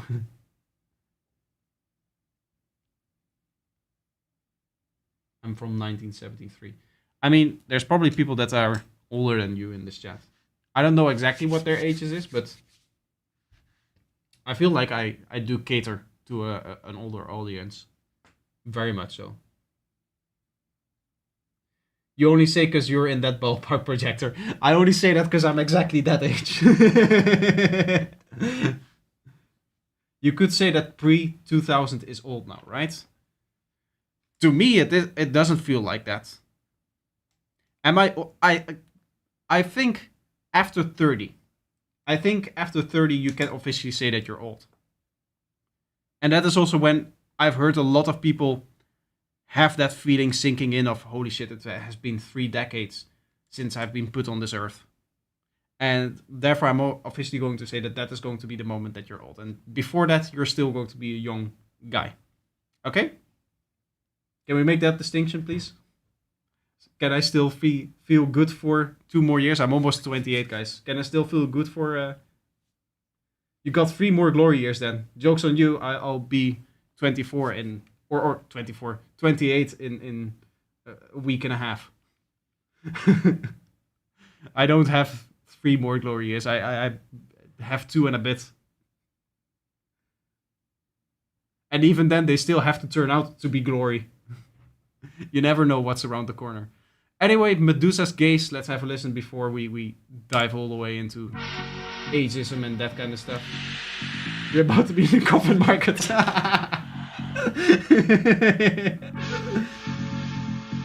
Next Thursday. Ha! I'll be 28 next Wednesday. Or this... No. Wednesday the 4th. I might be 1 day before you.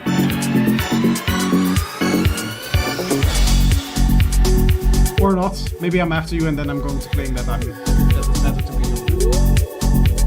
See, yes, you said the 29th. I'm going to say it's better to be younger.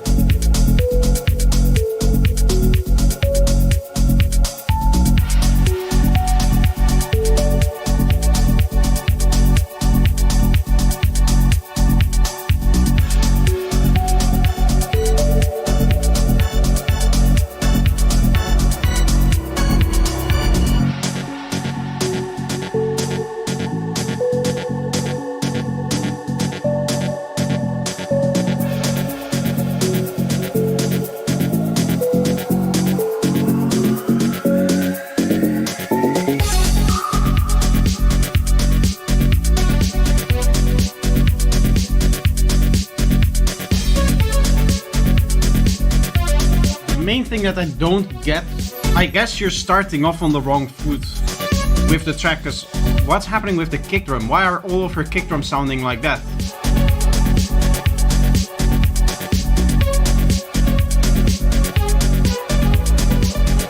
I guess the kick drums sound like, oh, I see what's happening here. You're mixing the kick drum as a death metal kick drum?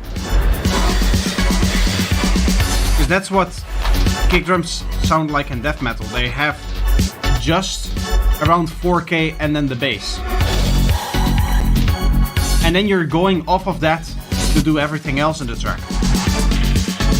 And that is at least an explainer for why your mixes sound the way that they do.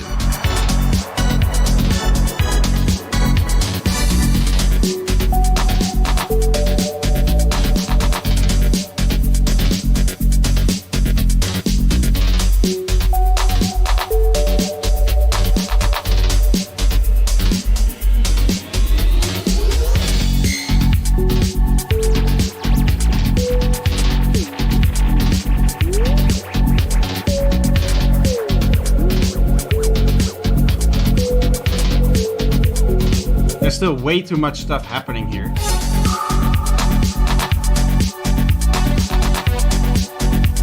I guess in band terms, a usual band has like 4 members, 5 members maybe. That's 4 or 5 elements. And one of the elements is the drums, one of the elements is just the bass line, one of the elements is a backing rhythm, and one of the elements is like a vocal, right? That means that you have 1, maybe 2 more elements that could be a lead at any given time. And even then, they all work together to usually play the same rhythm, play the same song. That is how you should probably talk about the... Or that is how you should think about how to write this kind of music.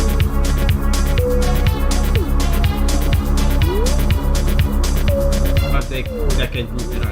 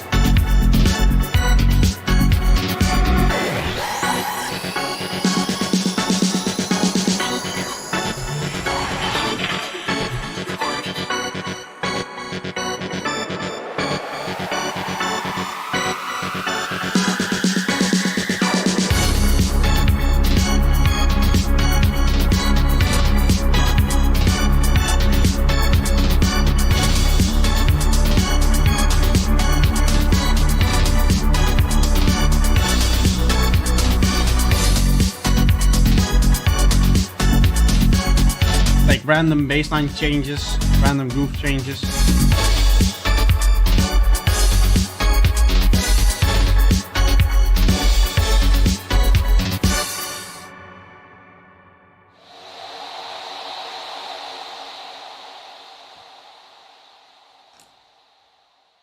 Very, very strange stuff.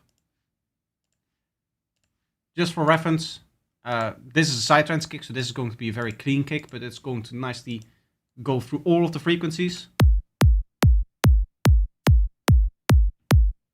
That is what like a kick drum spectrum should sound like. What you have is just this. You just have the bass part, and then a really nasty. Not even this, like just... This is what your kicks are doing.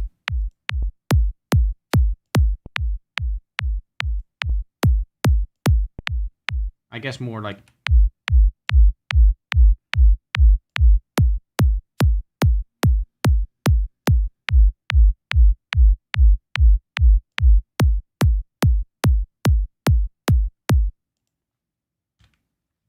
So I would try to go for the kind of kicks that I have, and then build your spectrum around that. And in terms of musical ideas, really, really slow it down. Listen to other people's music. Listen to how many themes they use at one given time. Listen to how many themes they use throughout the track as a whole. And see if you can stay within that area. That would be my feedback. What's your opinion on FL? It's a good DAW.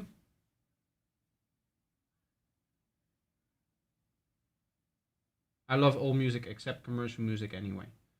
I don't really know what that means. But even in heavy metal, you'll hear much, much more clearer themes than you have in your music. I can guarantee you that. Because I've been listening to heavy metal my whole life as well. I mean, not my whole life, but a good portion of it.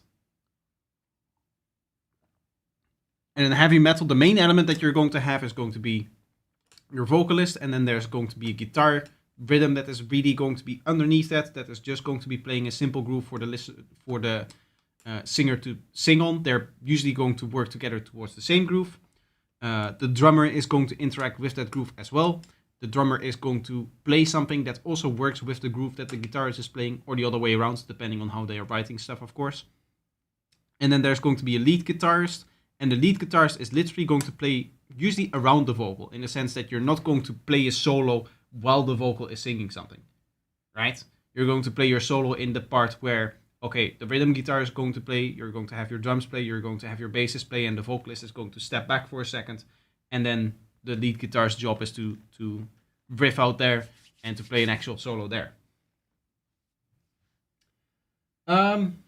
We do have one more track here, but I do really have to go pee, so that is what I'm going to do first. And then maybe there will be more submissions, maybe not. In the meantime, I'll just play this guy, I guess. I think this track is ready enough that I should include it in July's set, even though it's not like part of the album or anything like that. I think it would be cool to maybe open up with this guy.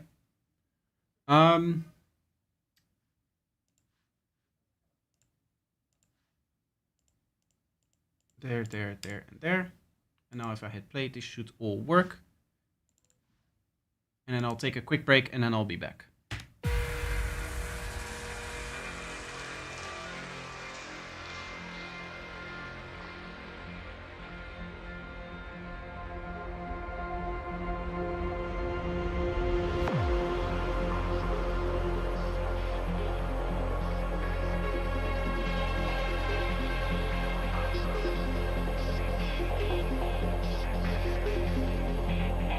With the Renaissance came a learned monk, Nicholas Copernicus.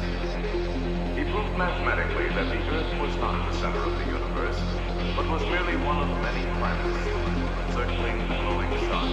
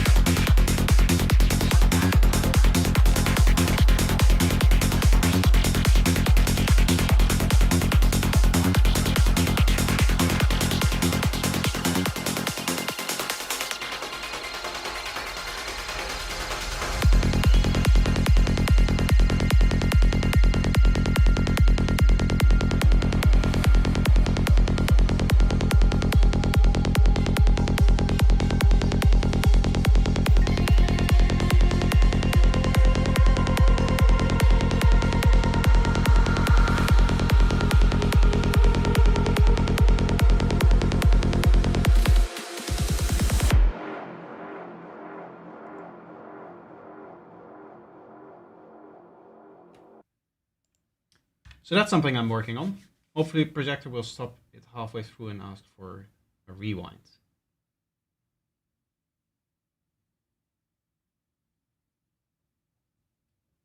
What did I miss? Which fundamental part of the chat did I miss in order to not understand what you're talking about?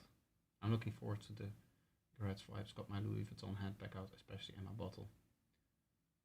Do it proper 1977 style. There was context to that. Yes. Cue confused face. I think I get it now.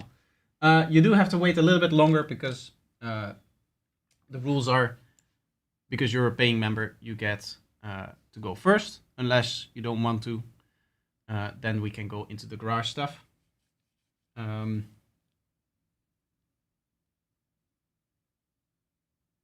Bitcrush synth is fucking nice. It is also, saw it on your YouTube video, on your YouTube shorts. Let garage go first. Okay, will do.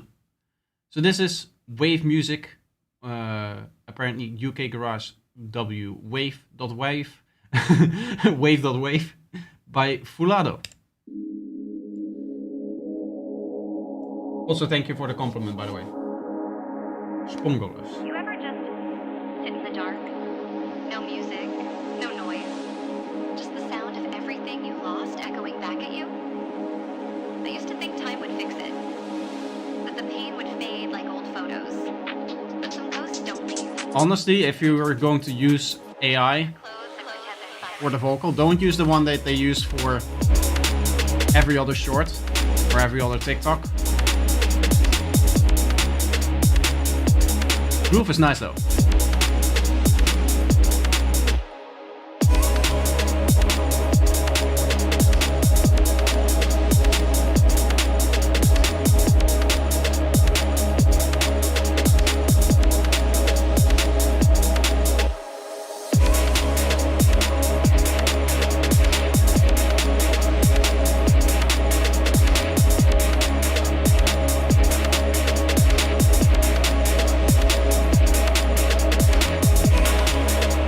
Now the track should probably evolve a little bit more.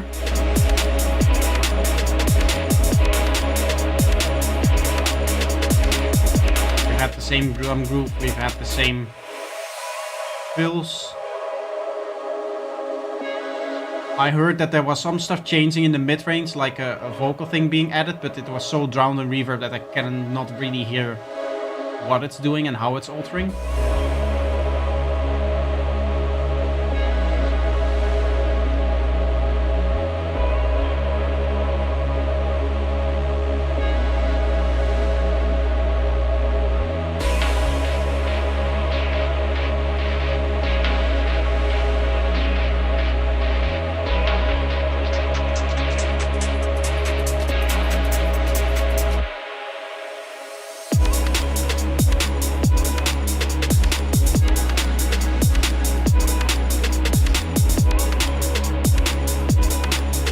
Vocal chops definitely can be a little bit more upfront in the mix. Remove some of the reverb from them. Don't entirely, but just have it come through a little bit clearer.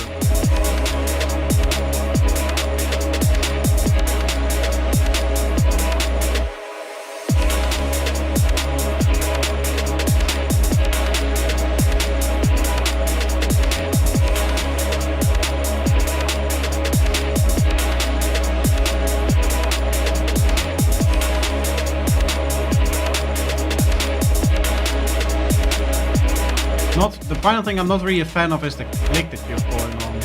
I guess it's the one right after the kick happening. I don't even know if it's this one here. But there's a click in there that is only playing in the left channel.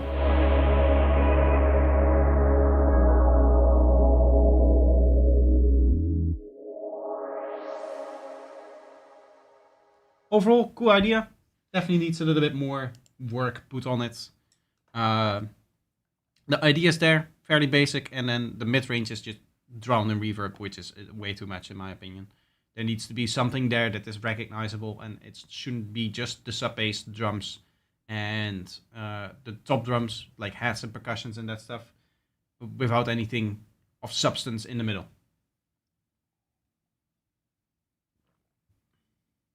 I tried some melodic elements, but it just didn't fit at all because you already filled up the space with reverb, essentially.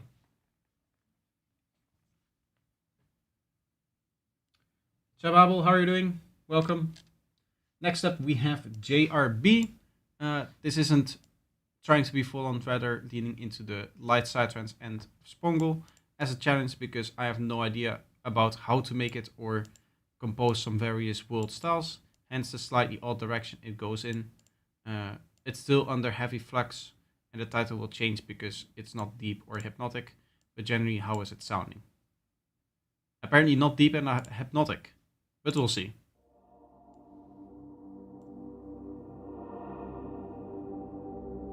If you want to focus on it alone, you need to use lots of different sounds. I get your point, but I love reverb. Then don't.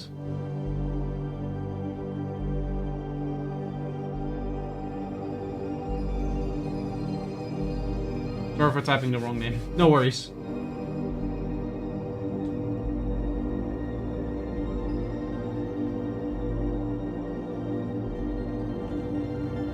Intro still sounds like it could go everywhere.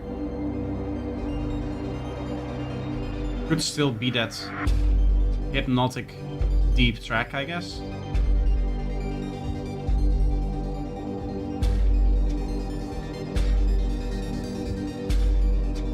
Feel like that long vocal pad is getting a little bit stale. That sound in the middle.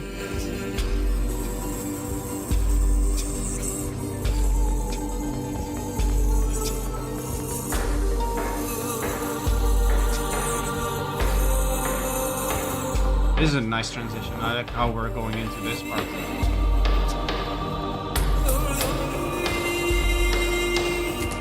Strong on those hi-hats. Very strong on those hi-hats. Very strange high frequency.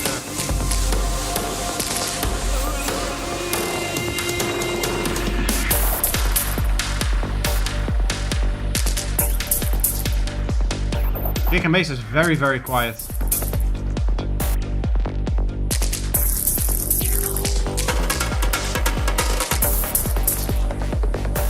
Turn the kick and bass up by like 6 dB. Obviously lower that high frequency stuff.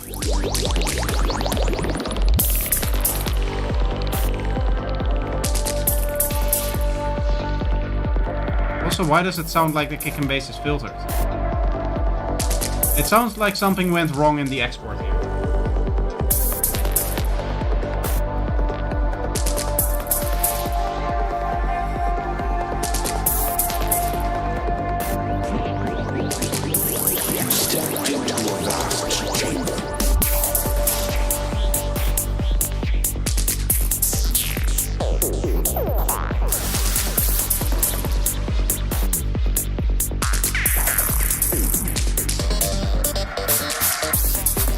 Reverb on master is also nice, trust me. I don't trust you for a second. If you say that, I don't trust you. No, no, no, no. It's almost like there's a phasing for the kick and bass laying on top. I don't know what is happening here, but there's something heavily off. Very, very bright. I mean, this is not normal. And then yeah, the kick and bass is low pass filtered and like 6 dB too quiet.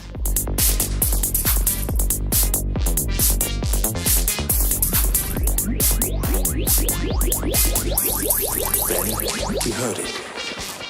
Deep, hypnotic bass. Deep, hypnotic bass.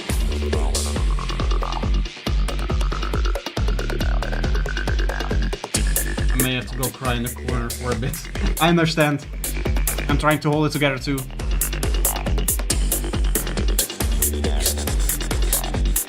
It's funny because the bass of the kick and bass is at a decent level, it's just the rest that is not there. Like the sub bass is there, but already the first harmonic sounds very, very quiet. Or the second harmonic technically sounds very, very quiet.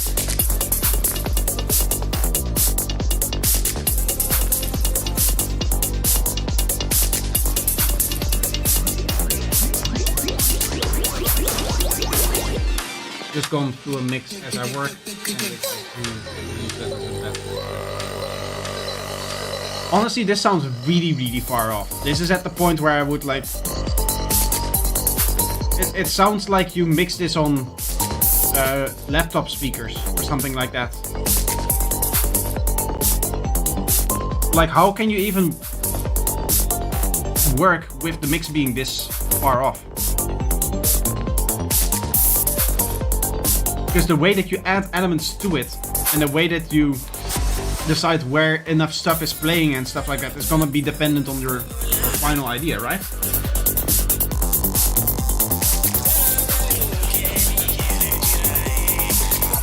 I see some people brick wall low cut around 10 to 15 hertz to get more headroom in the mid range. Is there any truth to this? There's no truth to what you said. No. You don't get headroom in a certain frequency. You get headroom on your level. And even in that case, even if that is what you want, in most cases, a low cut does not actually achieve that. It is actually the opposite.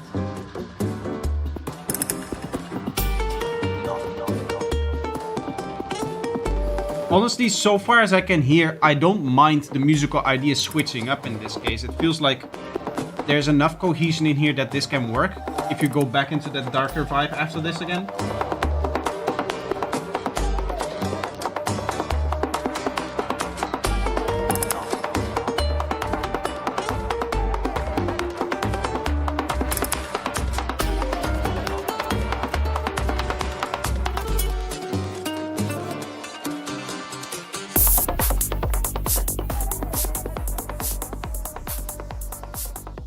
It does sound like a different kick and bass here, but that is not something that I would do. I would try to keep the kick and bass mostly the same here.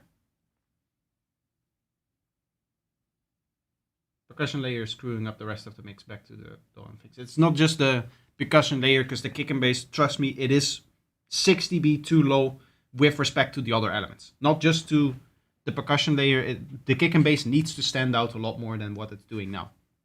As I said, the sub bass is on the right spot, but from the second harmonic forward, it is barely audible. And that is one of your main elements of the track, so that needs to be audible.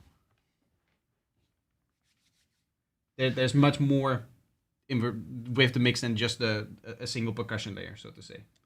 Overall though, I think this is going, if you get that into the right spot, which is going to be a lot of work, but if you do manage to get that in the right spot, then it's going to be, I think, a very cool track.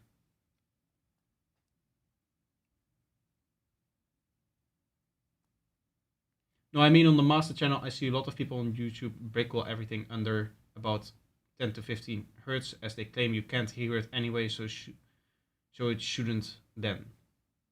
Right? No, because that's not how it works. No, that is people that think, oh, there's stuff there, I need to get rid of that. No. What you're going to do is you're going to, let's do a little test here. Let's take my track that I have here. And specifically, let's apply a little bit of, for this stuff to work best, what we're going to do is we're going to slightly master this. Not give it a real master, of course, but I'm just going to like make it loud. Wait, I don't want the gate. Dynamics, boost.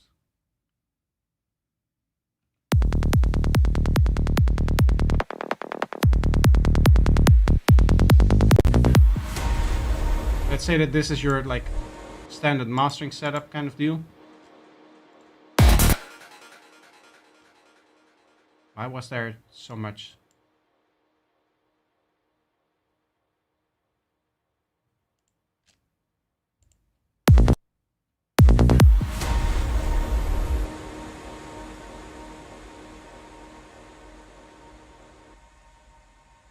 Ah, that's just playing there, okay. I'll explain exactly what is happening here, guys. Don't worry. We're gonna look at the waveform, which we're actually going to do in here. Nice and flat waveform here. And we can see it's not peaking. You can see that by the fact that this isn't red. If I now go on my master and I introduce a high pass at that 15 kilohertz here, removing everything else that this effect is doing. This isn't even a brick wall yet, but now we're peaking. So we've lost headroom. So your theory that adding a high pass gives you extra headroom is not going to be always true. Now you're saying, well, but it's after the limiter. Most people do it in front of the limiter. That still meant that with this signal, the amount of headroom went down, right? The sound became louder. So you get less headroom. Furthermore, let's have a look at what it does to the waveform. Before, without it, let's have a look at this guy here. It's hard to see like this, but let's take just our kick and bass here.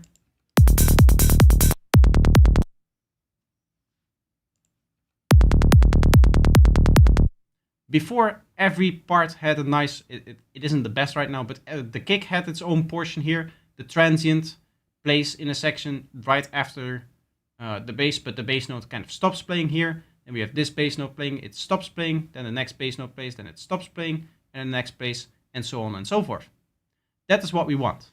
Now let's do the same thing with this high pass introduced. And I'll put it before the limiters to see that even if you limit off that headroom loss that you had, you're still going to have massive issues, because now look at how everything is kind of bleeding into each other and messing up each other, and this kick is being pushed up by the waveform here, and the bass transients are being pushed up by the waveform. That is going to get cut off by the limiter, and therefore your transients are going to get quieter.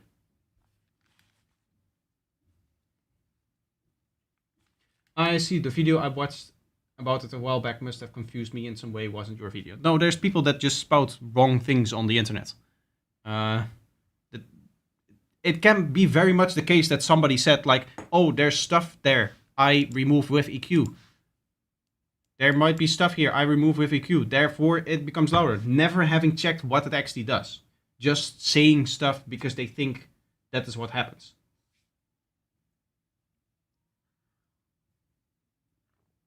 There's people that just spew information without checking stuff like that, right? Because if headroom is something that you can easily measure, and there's going to be very, very, very few cases in which this gives you more headroom.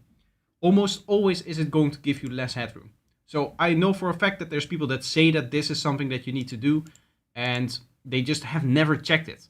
Headroom is like you can measure it in dB. We have a scale for it, right? So it has to mean that they have never checked what they're doing.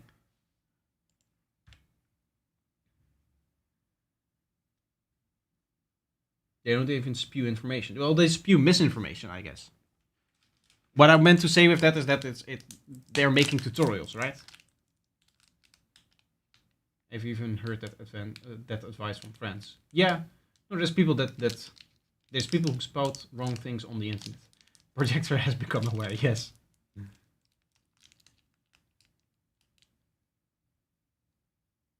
After watching that Owen Palmer video back in 2018-ish, I pretty much never high pass anything unless explicitly necessary. That is funny because Owen Palmer is on the other side of the spectrum. He says that the high passes are never useful, which is also not true. I've actually had a debate with Owen Palmer about this very topic. And he said that it is never true that it gives you more headroom. That is also not true, and that is also not what I said. It is very, very likely that you will get less headroom, and that has to do with random.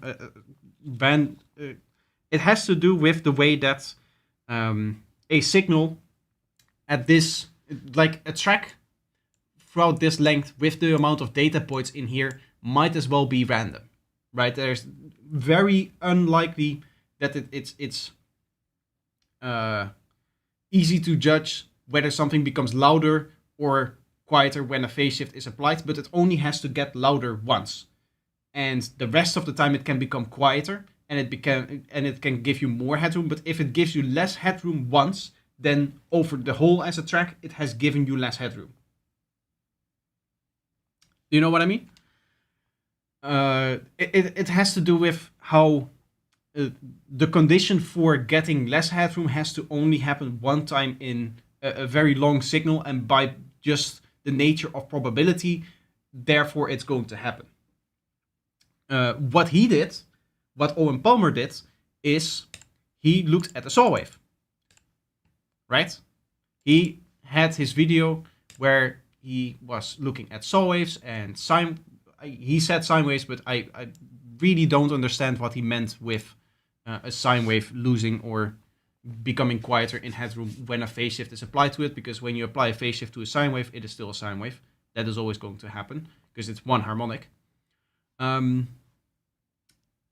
With a saw wave though, when we apply a phase shift, it is going to become louder, and the reason for that is a saw wave is a minimum power waveform, which means that for the harmonic distribution that we have over here, for the harmonics that we see here, it is the quietest possible waveform for any set of phases that you can say here. If I move any phase, the waveform will become louder.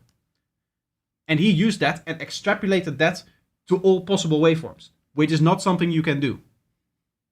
Same thing is true with a square wave. The square wave is not only just a different harmonic series, but it's also the lowest possible distribution of phases that for this set of amplitudes will give you like the lowest possible volume.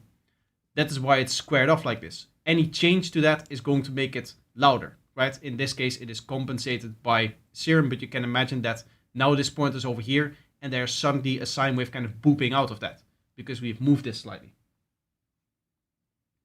Does the feedback submission is over? No. No, you can still submit.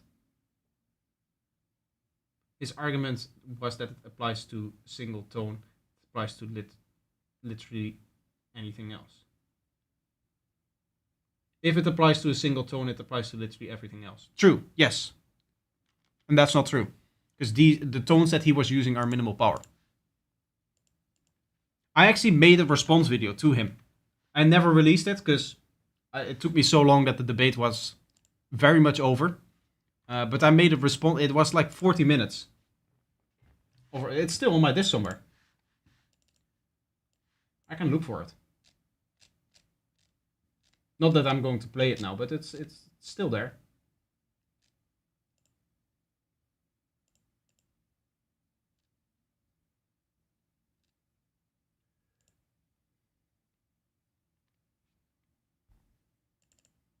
Yeah, here. This is the project. Different voice recordings, different things. The rough edit here. Let's see how long that is. 52 minutes. 52 minutes of debunking Owen Palmer. Because I went over his points point by point. The things, because he did a live stream. So going backwards, when is a high pass useful? When there is actually something there. And the way that you can see that is, one, sometimes the analyzer, like sometimes you can see it in an analyzer that there's stuff there that doesn't matter. The reason for that is that then the lower part of the analyzer becomes flat, and that is just a rounding error from the analyzer itself. You can then double check it by looking at the waveform, and if there isn't a strong low frequency oscillation happening through your waveform, then it's most likely just a rounding error for your analyzer. The other thing is, if there is content there that you don't want to be there. So this kind of high pass, right, where everything below 100 Hertz, I don't want that to be there because I have a baseline playing here. Owen Palmer was also arguing that you shouldn't do that, by the way. That you shouldn't have, if you have a synth playing like this, and you have your baseline playing like this, that you shouldn't make space for it.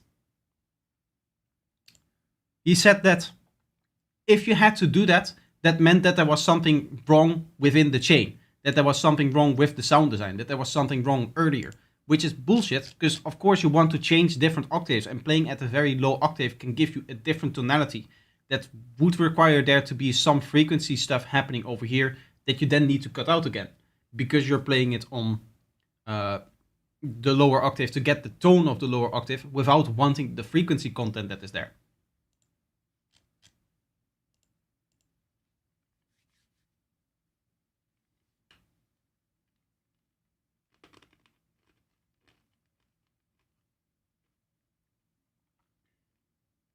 For mid to high frequency content, don't use it on bass. True. That is, and even there, it is not always the case that that is better. Right? Putting on that high pass. Like when I do it now, in the production phase, I usually just slap on a high pass, 100 hertz, 150 hertz, whatever it ends up being. And I just use it also to roll off the lower mids a little bit and just kind of like get the track right. But I'm not going to go in my final mix through every element and see, is there something there? Is there something that needs removing or stuff like that? And then like clinically go through all of the different sounds that I have to see where a high pass needs to be. I just, at that point, when I'm in my Reaper project, when I'm working on a mix, I just go through the sounds that actually have an issue, the sounds that are actually clashing in some way.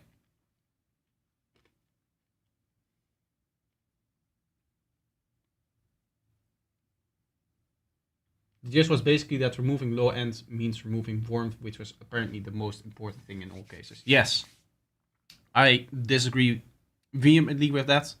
And also because there's definitely sound design applications where, that track that I played before, we can look at that. That is an interesting one. I'll quickly go to the challenge project here for the future bass guy here.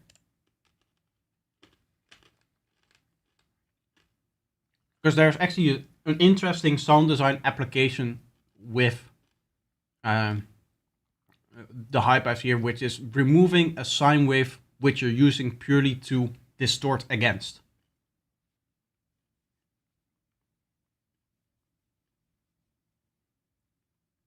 I try to avoid using words never and always. There's no absolutes in audios. There's exceptions to almost any type of rule that you try to stipulate. True, yes. Honestly, in life, not just in audio. But here is a good example of why a high pass can be absolutely crucial in sound design. What I'm doing is I have these two sounds here. This guy and that guy. And I am playing a sine wave with some noise underneath that. That sounds like this. Sounds absolutely terrible now because of the high passes that have been removed. Here you can hear it. Playing these three together, with and without the sound, is going to be a massive difference.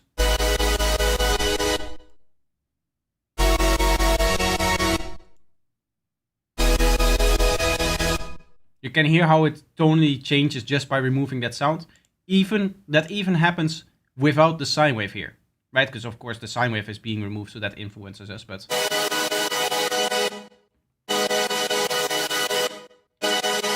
You can hear how having that strong sine wave in there pushes the distortion more, and therefore we get a nicer high frequency content out of this particular sound. And of course it's also going to trigger the compressor differently, the OTT here, even though that's like slightly split up in bands and whatnot. And then it's going to be cut out over here. So Owen would argue that if you wanted to use this sound design technique, you shouldn't do this completely, would be his argument, because he was 100% against high pass filtering. Or you should leave in the sine wave, which to me is, that's absurd. Right? Because the whole point is that we're combining stuff together, we're then processing them together, and then I just want to remove the part that I don't actually want, that is just there to alter the processing, without it actually being part of the sound that I'm trying to create.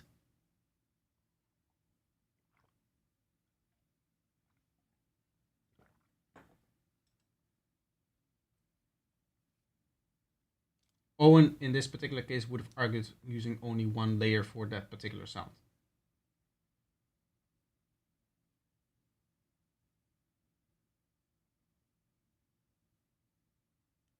It is kind of funny because I used to really look up to him because I was obviously like subscribed to Computer Music and he was posting in there. And at the time that I read the stuff for the first time, I really thought like this guy knows exactly what he's talking about. And it's funny that you can only realize when somebody or when you gather enough knowledge on a topic that you realize how wrong other people are, and you start to wonder if they sometimes just spew out information on other topics that they know nothing about without like caring for what is true.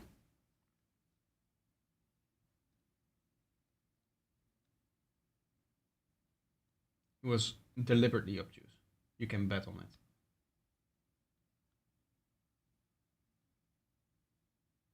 Yeah, I wouldn't go that far, Infrashell. I wouldn't call him that, but I would definitely call him somebody that he knows a lot about audio, but I don't think he ever tested stuff properly. I think he is one of those guys that went very much on ear, and he didn't realize what the implications of some of his things that he was saying were. Furthermore, he was very hyperbolic in his personality, in that the exact opposite that like you say, in the sense that you have to be really careful with words like never and always. He was like, if you look at his shorts now, he not that he posted many, but all of his shorts are very absolute in you have to do this, it has to be like this. That is almost never how it works. That is what happens when you're more worried about how you're perceived than the truth. Yes.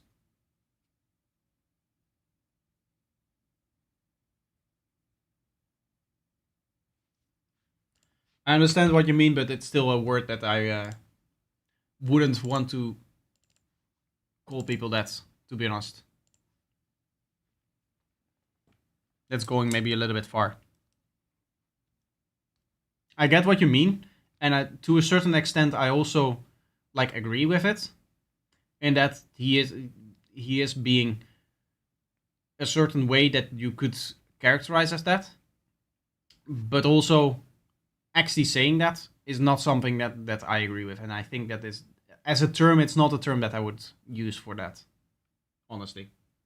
Infrashell being infrashelling. Yeah, that is how he is, so I understand why he does it, but I'm gonna have to disagree.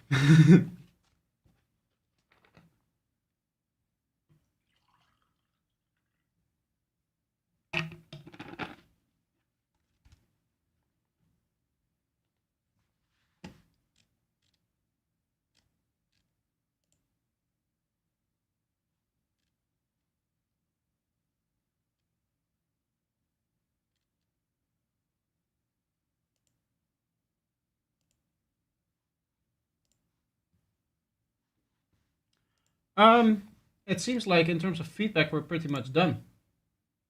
Grandpa be rambling sometimes. It is what it is. That is kind of what it's like sometimes.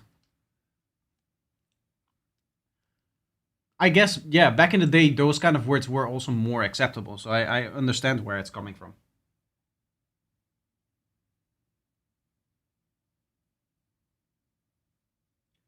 Uh, I think I'm just pretty much done in terms of the feedback. I think I'm gonna switch off the camera and just produce a little bit more. 2.5 hours, that's nice. And that's a good amount of time for the normal stream. So I'm just going to work a little bit on this track. I need to make a lot of one-shots in here. So that's what I'm gonna do. I hope you guys stick around for a little bit more. I understand when you guys don't, because this part of the stream does get a little bit less entertaining and a little bit less interactive. Of course, I'll still be in the chat, so feel free to keep chatting and that kind of stuff. That word is making a big comeback. There's nothing wrong with the word, you know. You advance and retard the timing on ignition on the engines. I know, yes. Will you use your wavetable for one shots? Maybe. Depends on what I'm feeling. Wavetables don't. The one thing that I use all the time when producing is my tones pack, so you'll likely see me use more of that. But I might also whip out the wavetable pack from time to time, or I might whip out the wavetable pack by Dada, who also makes really nice wavetables. I mean, it's not just that meaning, infra. We both know that there's other meanings to that word. I don't want to sit here and have a whole argument about it. I just want to chill and produce. So I'm gonna let it go now. And yeah, I'll just go to the desktop and be in the chat. And I'll let you guys ramble a little bit. And I'll, of course, also be in the chat as a text entity, as opposed to being face-to-face. But I'm just gonna... I guess I'll play it, and then when it comes to here, when the part is over that I've already worked on, then I'll start working on it. That's fine. I feel where you're coming from. It's just sometimes we disagree. Yes. Is this working? It's not working.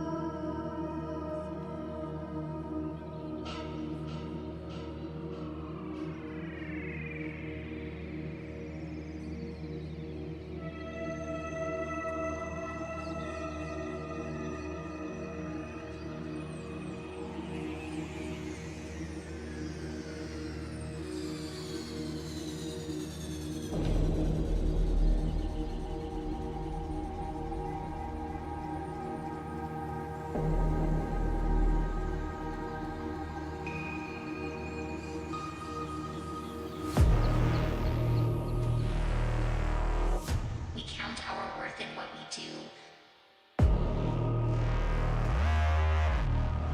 but not in moments that feel true. Postpone our peace for one day, but lose the heart of every way.